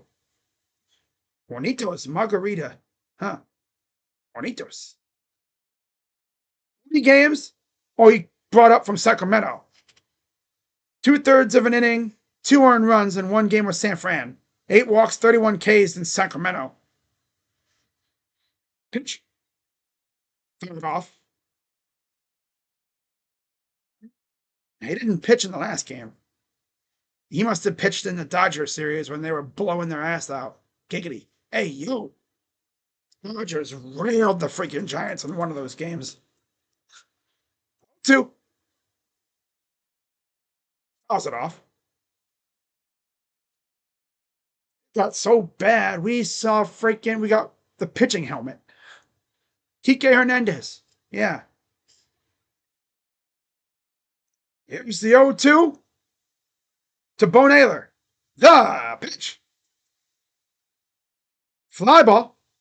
This will be caught, I think. Yep, there it is. Caught by Schmidt. And there's out number 1.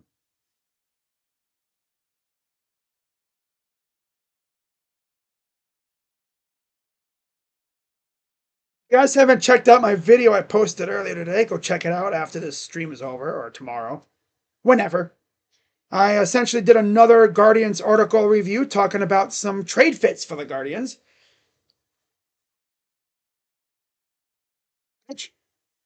High. Ball 1.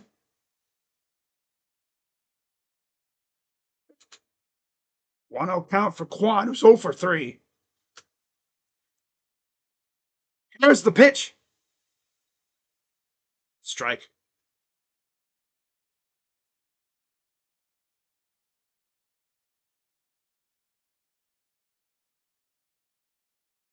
Here's the 1-1.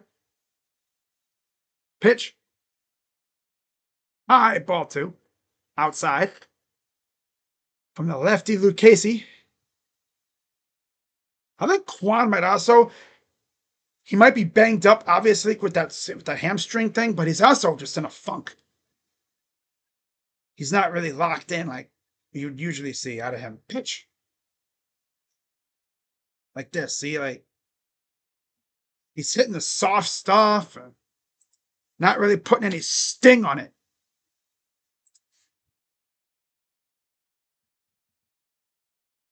So here's Kyle Manzardo. That's his leadoff. That's his first hit. I don't know what the heck the right fielder was doing there. Like, he had a good play, but he just missed the ball. Like, he didn't know where it was. Like, he undershot it.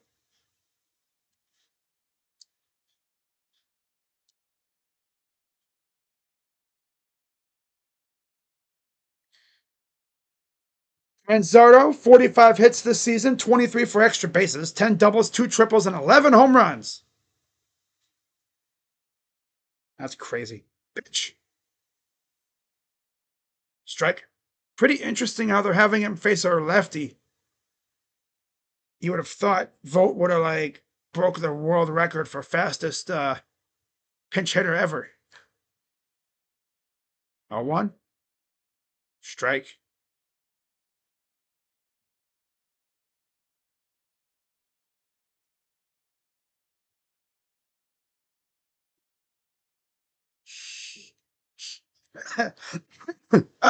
Damn.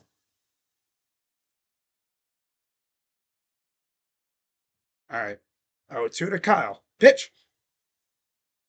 Fouls it off. Kyle, 2 for 3 tonight.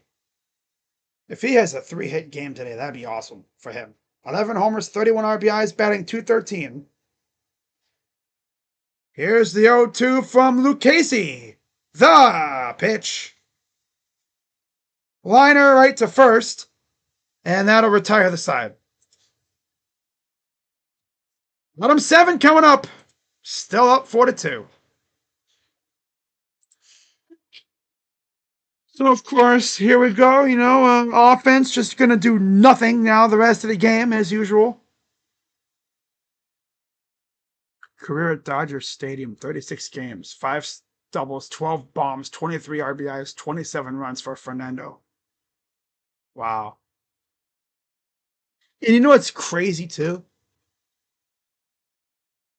Fernando Tatis was originally a Chicago White Sox. But they had to trade him for James Shields. And again, they had no idea he'd be this good. He'd essentially be like a generational talent, damn near. Like an elite all-star level player. That's just the White Sox for you. Could you just imagine Fernando Tatis on that team as they're showing a highlight from 2021 where he hit a nuke against Kershaw twice? Wow. That was when they had limited attendance, fresh out of the sickness era, which I'm sure was weird as hell for the players. Playing in a stadium with no fans, and all you look around and all you see are like cardboard cutouts of people and ads. Because obviously teams had to make their money on broadcasting rights, so they essentially would have ads in the seats, like big old banners of like ads in the outfields. Yeah, that's how they'd make their TV money. They'd get paid to show the ads. The sponsors would pay them to show ads. I'm pretty sure that's how it works. Yeah. Just out for another inning, and here's a first pitch. Shallow left field. Out number 1. Makes me wonder, is Cade or Gaddis not available tonight? Oh, no, here comes Vogt again. Classic. Oh, that's funny. So it'll be Cade Smith coming in.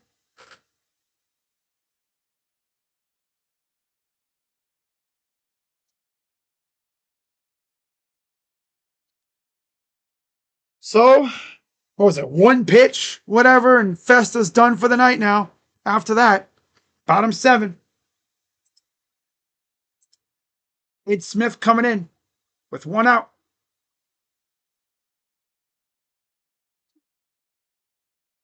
Ah, man.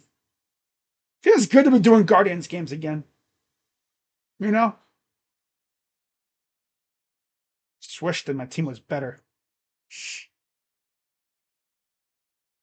Before last night, I don't think I had won a stream. I don't think I streamed a win since, God, when was it? Home opener series against the White Sox, I think it was. Because I know once the home opener ended, I pretty much stopped streaming Guardians games. I know I did the opening series against Kansas City, because of course the first game was just a lull fest, because I tried to watch on Guardians.tv and that thing just would not freaking work at all for anybody. So I essentially went full casual mode for 1 game, essentially calling a game via the Game Day app. Honestly, I could have just shut my freaking mouth turned my mic off, found like a radio broadcast of Tom Hamilton, put up the game day app, and that would have been Gucci. But nah, we're good out here. Stefan, 2/3 of an inning, 1 run, 2 walks, 26 pitches. Sabrowski also doing a rehab assignment. 2 more arms to add to the bullpen at some point, I'm sure.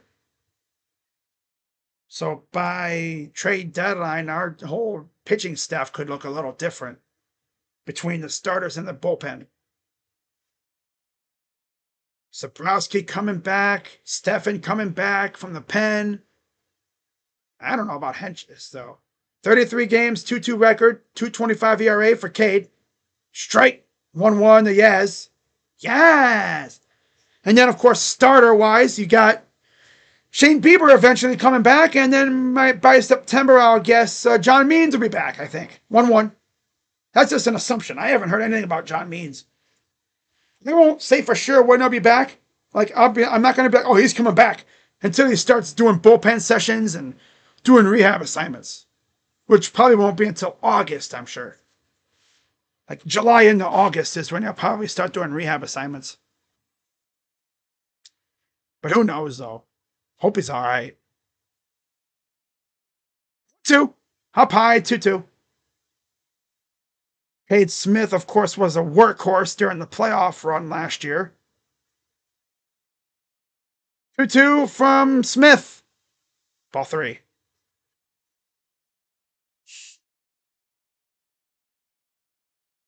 Full count for Yaz with Bailey on deck. Pitch. Oh, tipped it. We fouled it off. Clearly got a piece of it.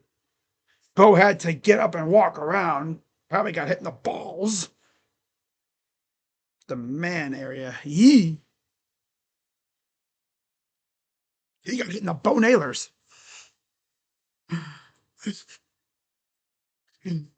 Oh, that's funny. All right, here we go again. Full count for Yaz. 1 for 2. 1 out. Here's the payoff. Ball 4. Hey, Cade, you're supposed to throw strikes, dude.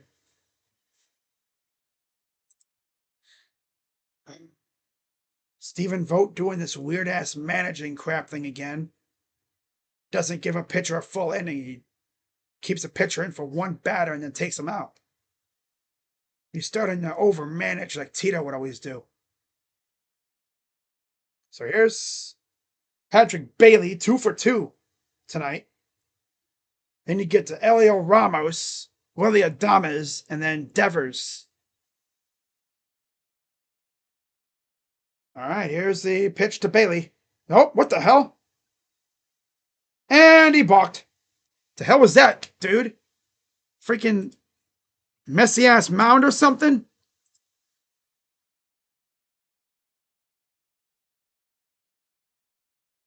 I believe it was a balk. Yeah. Runner on second now. Pitch. Ball. Come on, Cade. I mean, using a pitcher 3 straight days is certainly an interesting strategy by Stephen Vogt. Really interesting strategy. 1-0. Swing and a miss. I mean, are you really going to use Tim Herron or Jacob Junas in this situation? Hell no. I don't want to see Jacob Junas in this situation. 1-1.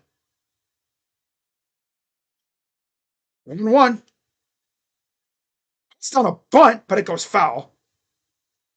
1-2 count. Of course. So Bailey will go back to the plate.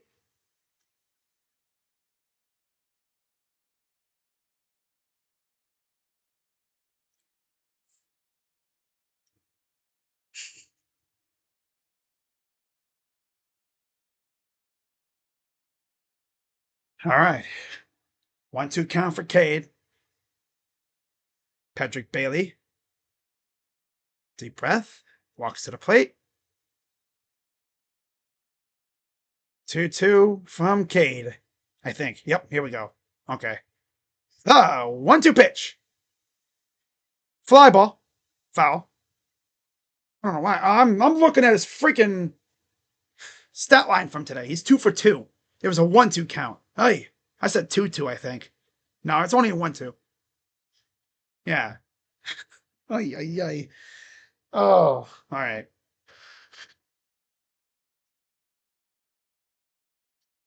1-2 to Bailey. The pitch. Ball. Dude, Cade, 4 strikes. I swear to God, bro. These pitchers sometimes, they love to try to nibble or something. It's like they're not going to chase that, I don't think. God, 2-2. Swing and a miss. Now he'll chase that. Got him. It's one way to do it, I guess. Be strategic with it. I still work at my main job, though, Subway, just extra cash. Oh, just started a summer job at Subway. That's one way to get a little extra money. Okay. Right. That's cool. To the top of the order, here's Elio Ramos. Swing and a miss, up and inside. 1 for 3 on the night. Had the 2-run shot to cut the Guardians' lead in half in the 5th. Here's the 0-1. Swing and a miss.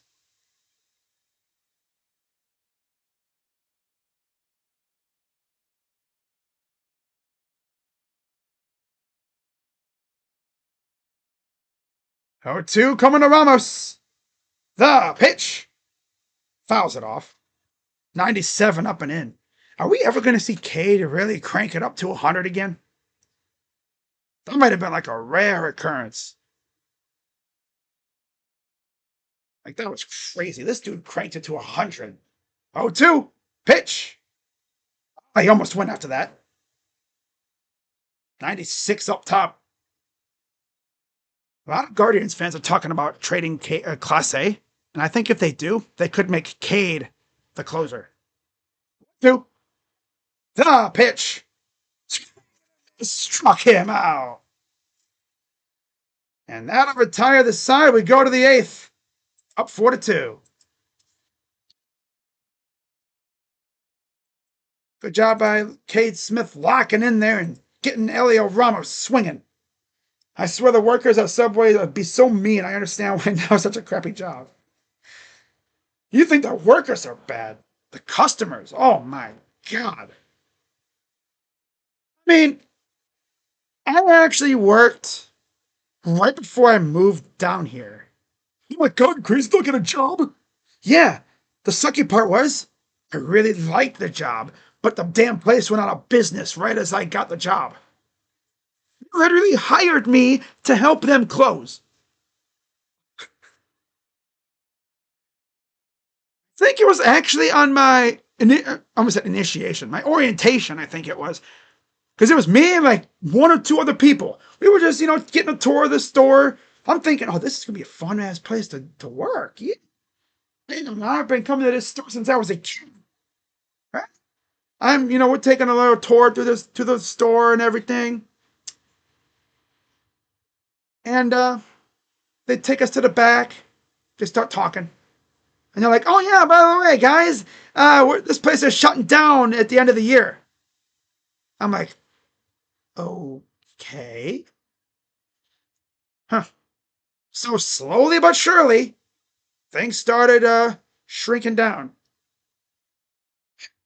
Nothing was better than waking up early as hell on certain days, walking in, and unloading the big rig filled with stuff to resupply the store. Man, the day that the final big rig showed up, it was interesting. Because it's like after that big rig was done, whatever they gave us was all. What store did you work at? I worked at one of the last operating Kmarts in Ohio. Yeah, there was like only a handful of them left. And I worked at one of the last ones. Here's the 0-1, the Ramirez from Jelly. Jelly! Or a gel. A gel. They'll talk about Devers now on the broadcast on MLB Network. 4 games, 1-0 record for Jelly Belly. 2-1 to Ramirez, 1 for 3. He brought home the first run of the game on an RBI single. 2-1. Lines it foul. Had a 39-game on-base streak snapped in the final game of that Mariners series. Because, of course, I figured at some point it would end. He wouldn't go on like a 70-game hit on-base streak. That'd be nuts. Here's the 2-2. Inside, full count, with Carlos Santana on deck. Top of the 8th. Payoff pitch. All 4. And there's, I think it might have hit the umpire. All right, so. Yeah, working at Kmart was fun. It was sad because I went to that store so many times as a kid. You know, that's the store that when you needed like 1 or 2 things, instead of going to big ass Walmart or Target, you just go there. Get some things, cheap, good stuff, good prices, affordable, right? Yeah, so Dollar General. Yeah, that was a good place too. The city had like everything. Speaking of Subways, my city had like 2 or 3 Subway shops. 0-1. Lines it right at, and they doubled them up. Oh my God, you serious? Suck on the bases, dude. I thought he got back. Because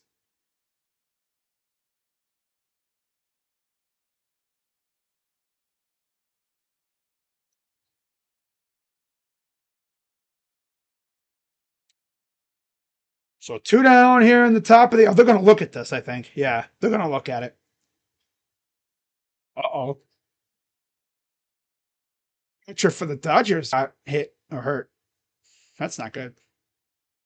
That's rushing. Yeah. Oh, he's out by a lot. His freaking helmet almost came off, too. Jose in his damn helmet.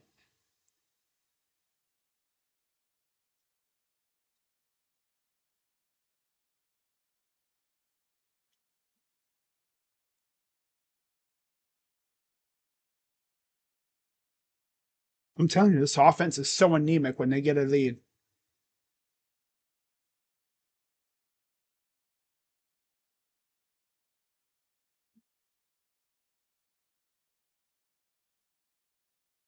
The only argument is maybe Flores didn't have his hand there, but he's out.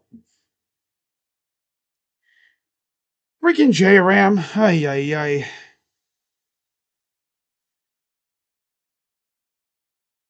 Yep. Second straight game, he's done something dumb. Well, not him, but we've done something dumb on the bases. So, 2 down, and here's Lane Thomas.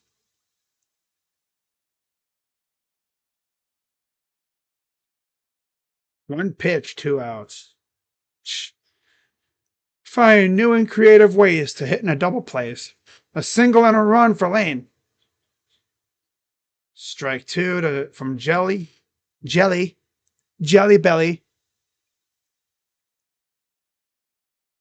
0-2. Fouls it off.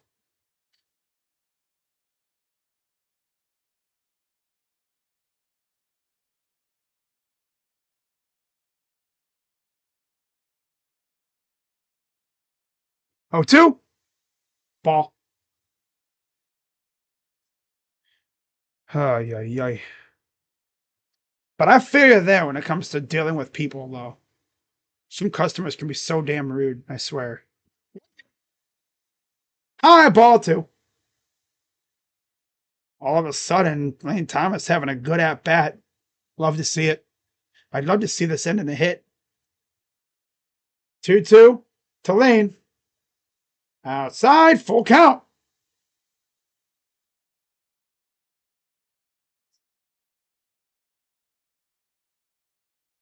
Payoff pitch from Jelly. Pitch.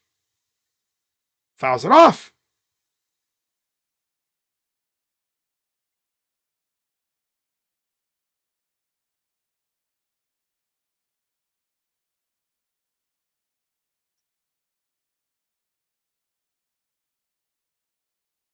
Here's the payoff pitch again to Thomas. All four. And now he gets on base. So if only JRM wasn't a dum-dum, we'd have 2-1 with 1 out. Showing Schneemann in the 4th, hitting a 3-run shot off of Justin Verlander.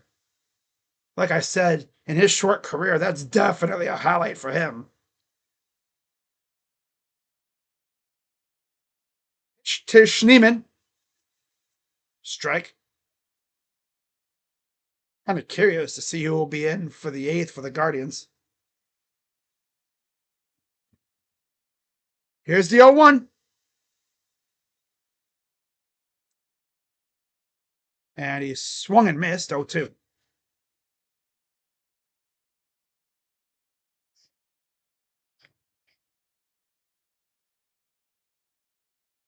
The Mormon missile. Oh my God. Pitch. Swing and a miss. Struck him out. Bottom 8 coming up. Okay.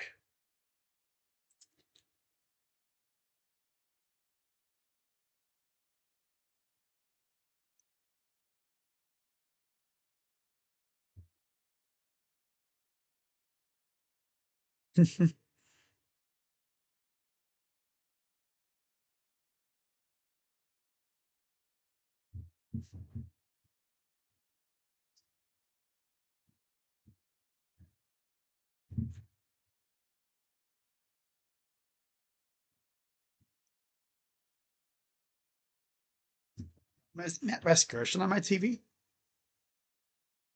think so. Yeah. Nice. God, I'll tell you what, hearing Matt Vescursion doing MLB Network games again is so classic.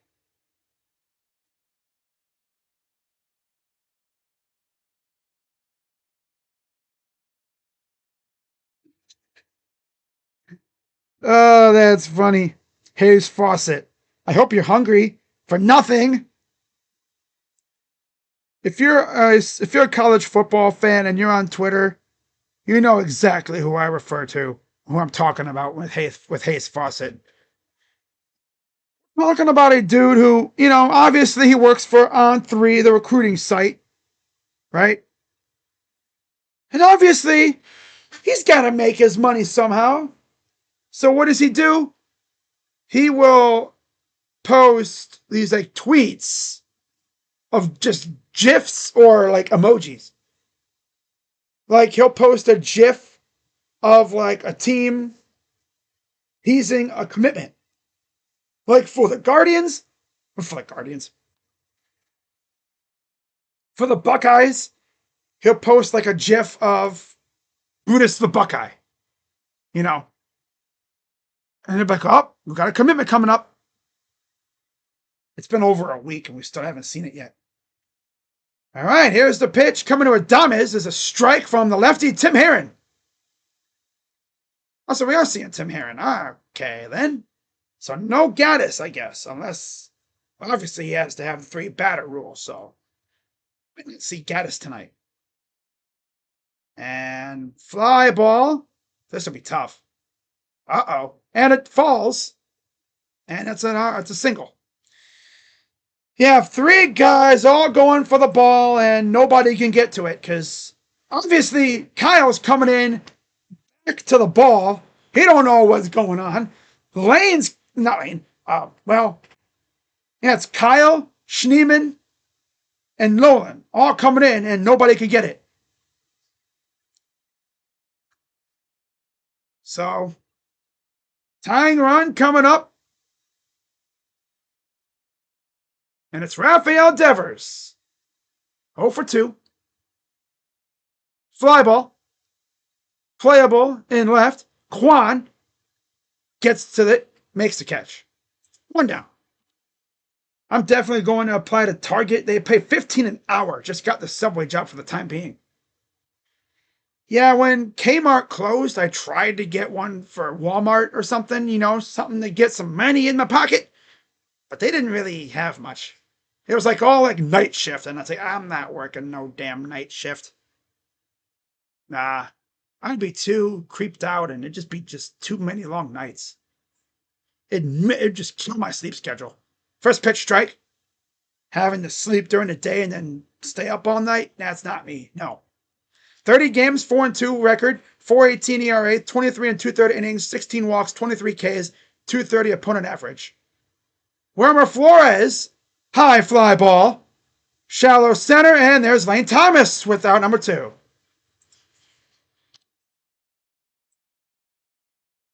So yeah, it's pretty clear the Giants are trying to beat the hell out of Tim Herrin. They're trying to jump him. Which isn't a bad strategy against Tim Herrin because he kind of stinks.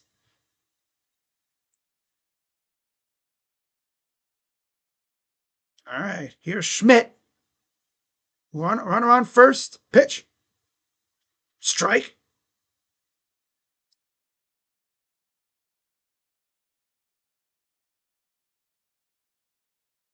Schmidt, the third baseman, grounded out last at bat. He's 0 for 3. 0-1. And pops it up. Is this playable? Yes, it is. Manzardo makes the catch. And after that little just derpy moment, 3 straight flyouts. And no harm, no foul. We go to the 9th, up 4-2.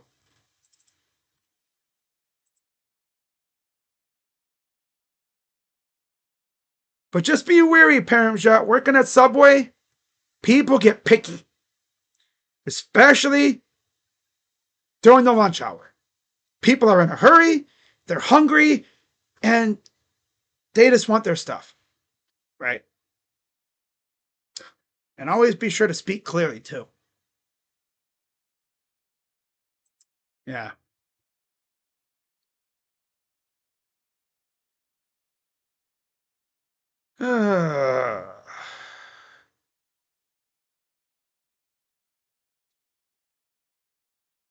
But yeah, it's already the top of the 9th. We've been live for just over 2 hours. We've been having a good time. Having a good time. Having a good time. Man.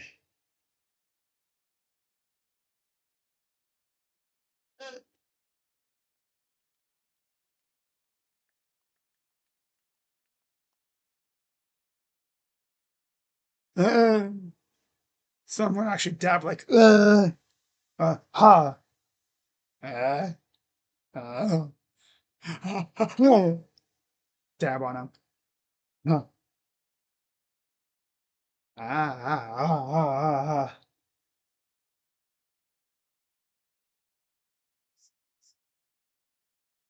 I know why we're not going to score many more runs, because this month the Guardians have scored, I think, more than 4 runs once.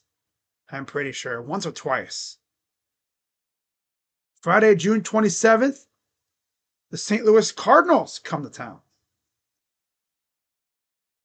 Wow. Right? Where do we go there? I literally don't remember. I think they come here. Yeah, they come to Cleveland. Okay. Camilo Duvall for the Giants now. 33 games, 3-1, 1.69 ERA, 10 saves, 13 opportunities. Obviously, this is not a save opportunity.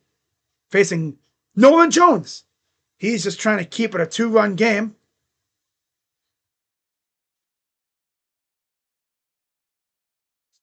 Got the 7, 8, 9 hitters due up. Top 9. 1-0. Ball. 2-0.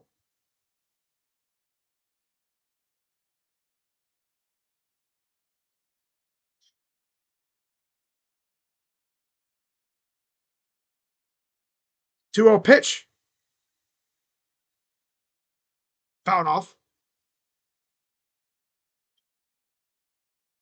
Oh, 3-1 Dodgers, 2 on, 1 out. With I think this is Kike Hernandez. Yep, this is Kike Hernandez at the dish.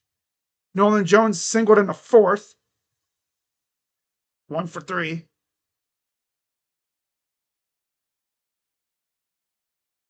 Two one. Fouled it off.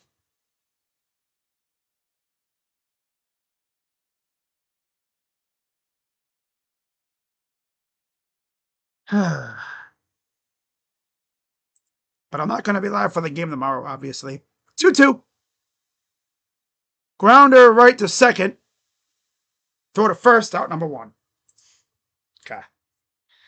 Wait, so who's batting right now? I'm lost. I'm new to this. The Guardians are batting right now. They're the away team. Yeah. The Guardians are winning 4-2. And they're at the plate right now. 1 down. Here's the 8-hitter Gabriel Arias. Pitch. Low ball 1. If you're just tuning in and you're wondering how did we score, well, first off, Manzardo set us up with a leadoff with a double. J-Ram brought him home with an RBI single. 1-0. Swing and a miss.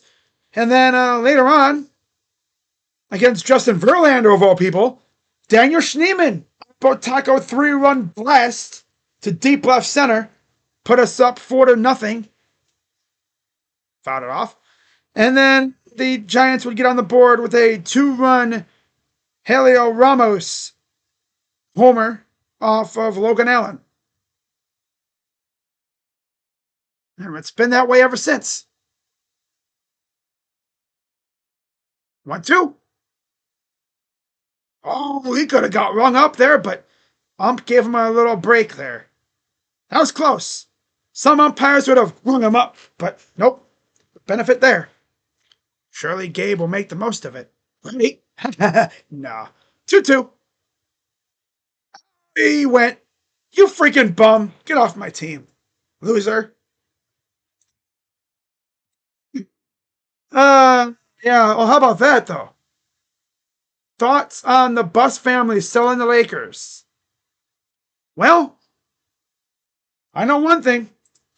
Rob Pelinka's going to have deep pockets supporting him now. Freaking Mark Walter owns the Dodgers.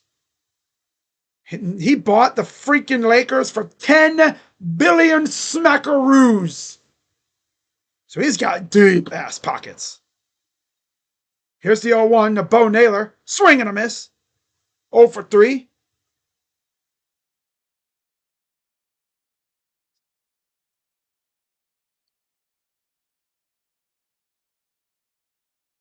Here comes the 0-2 to Bo Naylor. The pitch. Low ball.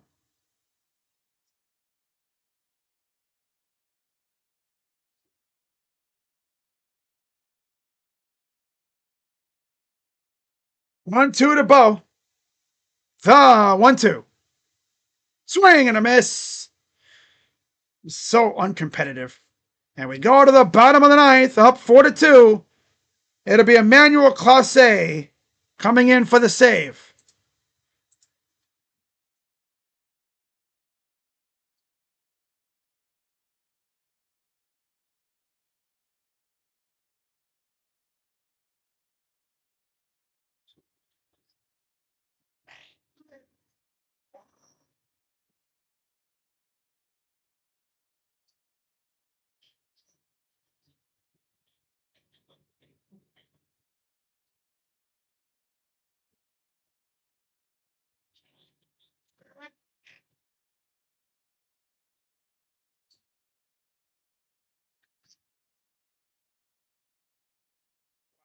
Cleveland Guardians updated minor league on base streaks.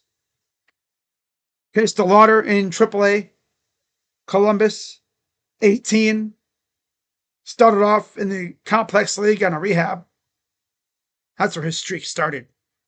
What is his name? Juniker Caceres in the Complex League. 14 games hit streak. Francisca in Lynchburg, single A, the low A team, 13 games. Yeifert Castillo in the ACL, 10 games. CJ Kafis, 9. Gustavo Baptista in the Dominican Summer League, 9 games. Marcos Bellin, DSL, Dominican Summer League, 9. Tied with Rodney Rosario in the DSL, 2, with 9. Cooper Engel has an 8-game hitting streak in Akron. Cody Huff in Columbus has a 7-game hit streak.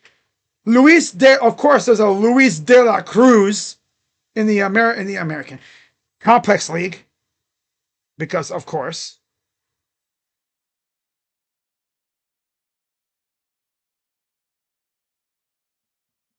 All right, here we go. 32 games, 4-1 record, 3.82 ERA, 15 saves, 18 ops, 30 and 2/3 innings, 9 walks, 33 Ks, and a 3.01 opponent average. He'll face the 6, 7, 8 hitters. Jung-Hoo Lee leading off. First pitch, ball.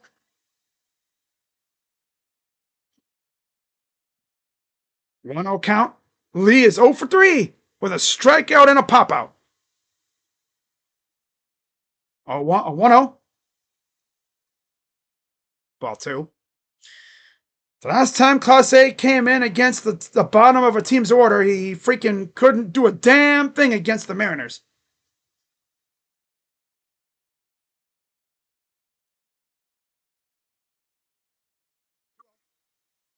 Strike. There you go. 98. Nice.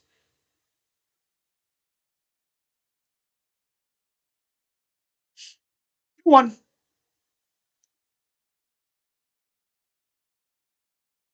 2-1 pitch. Fouled off. 2-2.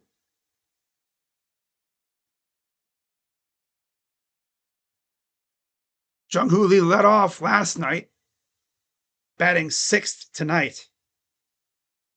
They put Elio Ramos in the leadoff spot, interestingly enough. 2-2.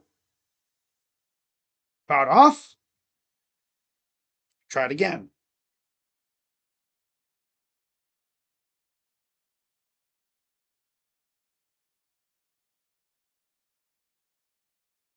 That fan behind the plate is too close to the field mic.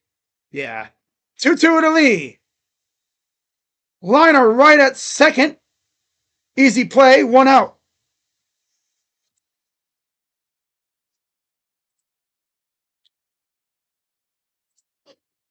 But yeah, it'll be weird not seeing the Bus family owning the Lakers. Now, they're still going to be a part of, I guess, the group.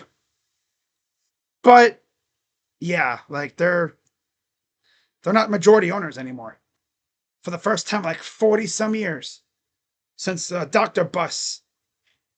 It was since Mr. Bus owned it, bought it in the 60s, I think it was. First pitch is foul. Wait. Fly ball. Left field. And there's number 2. Dom Smith. First pitch, fly out.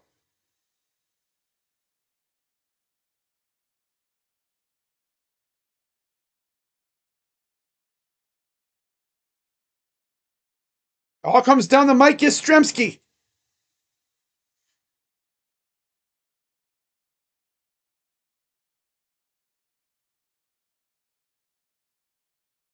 Pitch is a strike.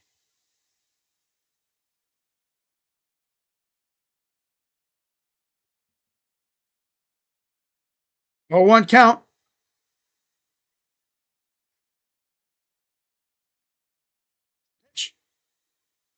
Bloops it into center field.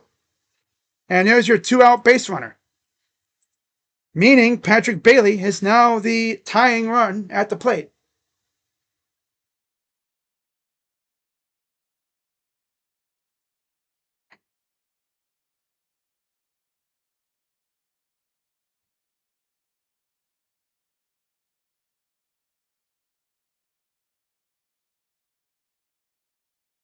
Two for 3 is Bailey. just brought back off the IL tonight. Pitch. Ball. And the runner will go to second. They essentially just gave him second. Because again, this run doesn't mean a damn thing in this point. This one don't mean a damn thing at this point. All right, here's the 1-0. Strike. It's gotta be fun facing a dude like Class A. Imagine having him on your team, though. It's like you don't know what he's gonna do. It's like he's playing roulette. Like, is he gonna be lock on? Is he gonna be a bum? Pitch. Ball.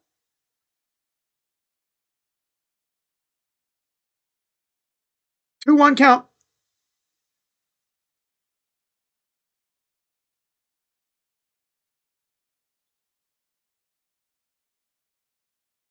Two one. The pitch. Swing and a miss. Down to their final strike. Can Class A get that final strike?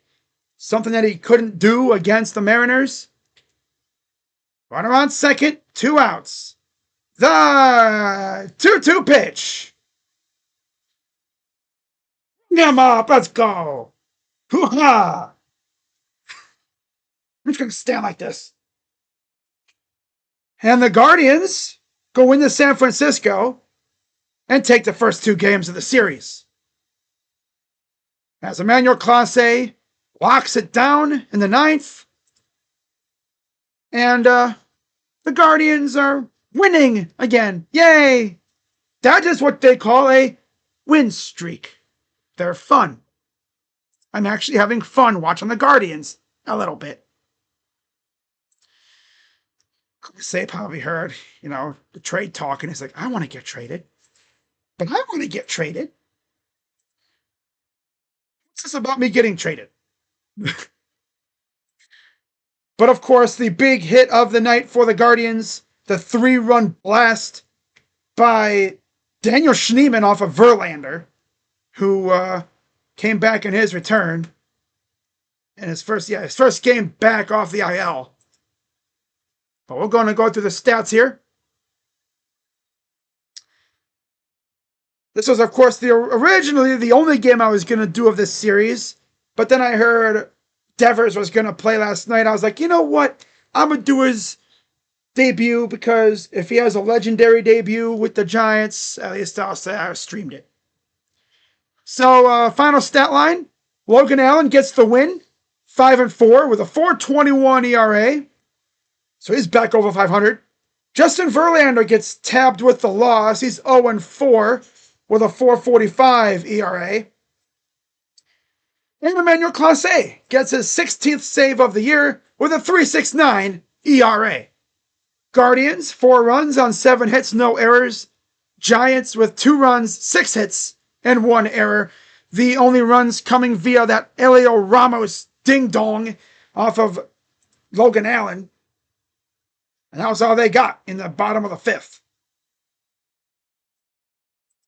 And of course, Allen would end up going only 5 1/3. So, yeah, because literally 1 batter later, got him out. Of course. So yeah, Guardians are now 37-35 on the year, and they're now in 2nd place in the AL Central.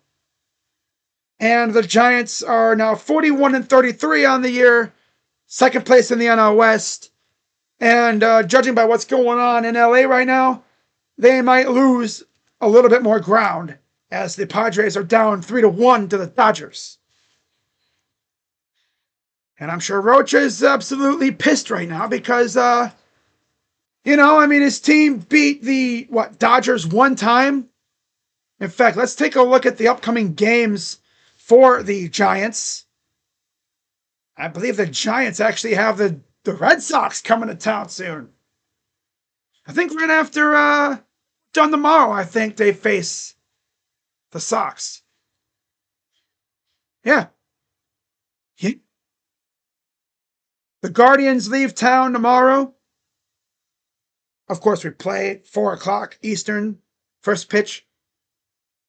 And then Boston comes to town. That's tough. So they're going to see Raffy Devers. All right, so yeah, good game for the Guardians tonight. And at least they won by more than one run. How did the rest of the Central do tonight anyway? Well, let's see. All right, so Minnesota lost. Yeah. Let's see. Minnesota lost. White Sox were postponed. Pirates were postponed. And the Royals won. Okay. All right. That's cool. That's fine. Guardians are now a full game ahead of the Twins. 2 games ahead of Kansas City. Well, they have an up. I think we're like a game and a half up on them now. Yeah, because we are 37 and 35 now. So, yeah. We're going to be a game and a half on the Twins. They've lost 6 in a row in Minnesota. So have the White Sox, but they stink. The Minnesota Twins have lost 4 in a row. That's nuts. Oh my God, dude. That's tough. It's funny because you look at the expected win-loss based off of our differential. The Guardians are supposed to be 33 and 38. And yet they're 36 and or 37 and 35 now. That's hilarious. Yeah, they're saying we should be like 4th in the division. But the Guardians somehow keep doing this winning thing. And now they get a chance to sweep the Giants tomorrow. And as far as the pitching matchup, I'll get that for you here in a minute as soon as I can find it on this damn thing. Got like 2 different sets of double headers going tomorrow. So damn annoying. Oh, there it is right here. Okay. Okay. Yeah. Let's get you that real quick. Check Twitter. Brian Danielson returned, huh? It's the final countdown. Bing, bing, bong. Bing, bing, ding, ding.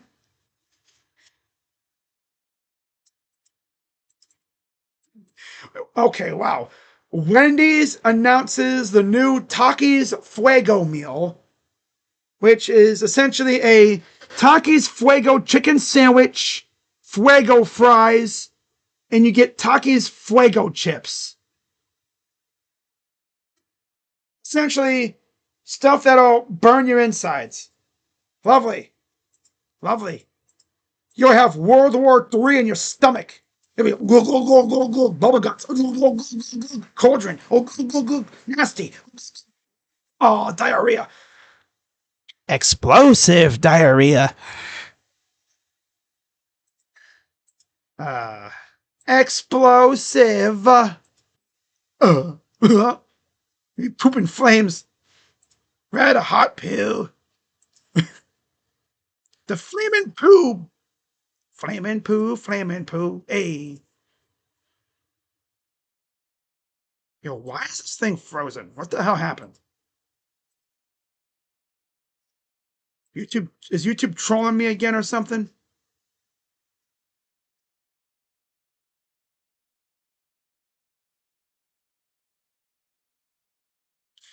Freaking YouTube. Okay, that's enough of that. Let me check my stream. If it freaking froze after the 5th inning, I'm going to be so pissed. Okay, we're good. Scared me for a second. YouTube Studio was like buffering on the 5th inning. I was like, don't you dare tell me it freaking buffered and you missed the entire freaking half of the game. Swear to God. I mean, people would have come back and said, yo, you're buffering like crazy, bro. Nobody really said that, so.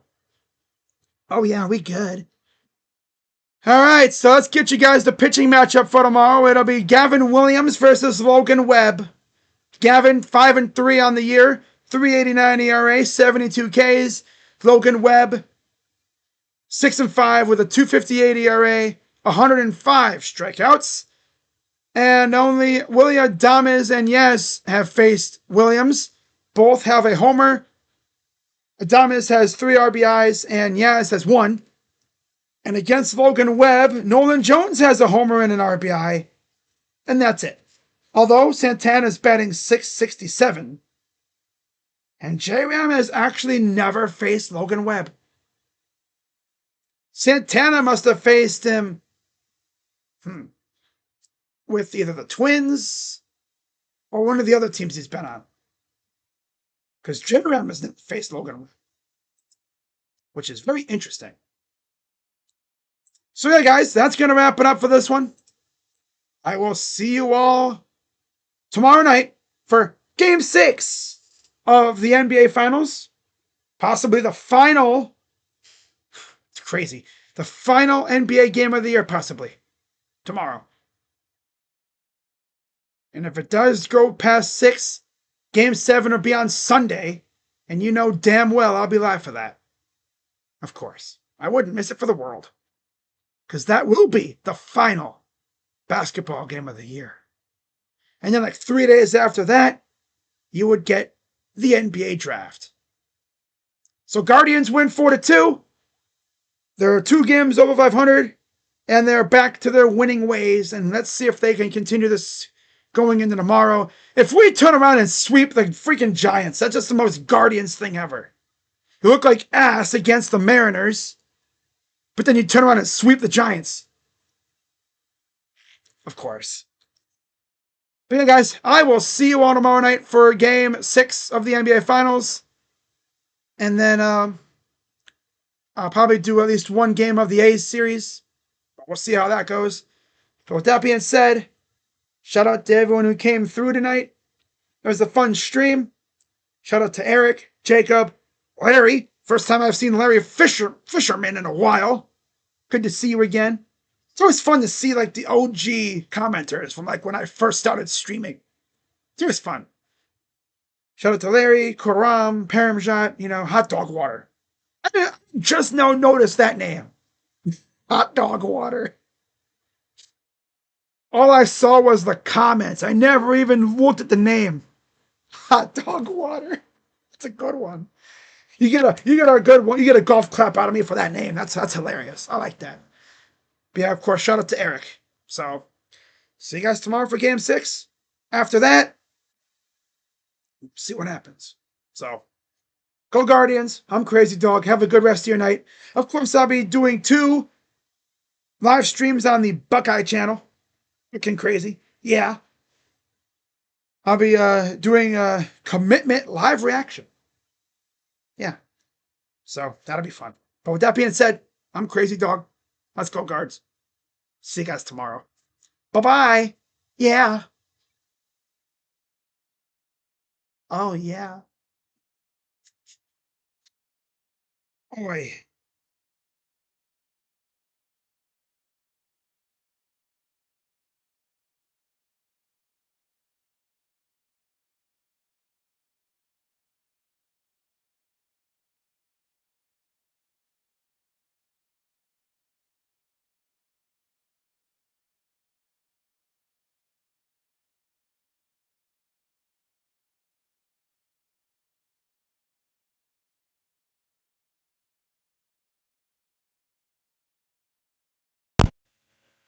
And I almost forgot, guys, too. Shout out to Rocha. Sidebar, you losing. Just thought I had to say something. Bye-bye. Yeah.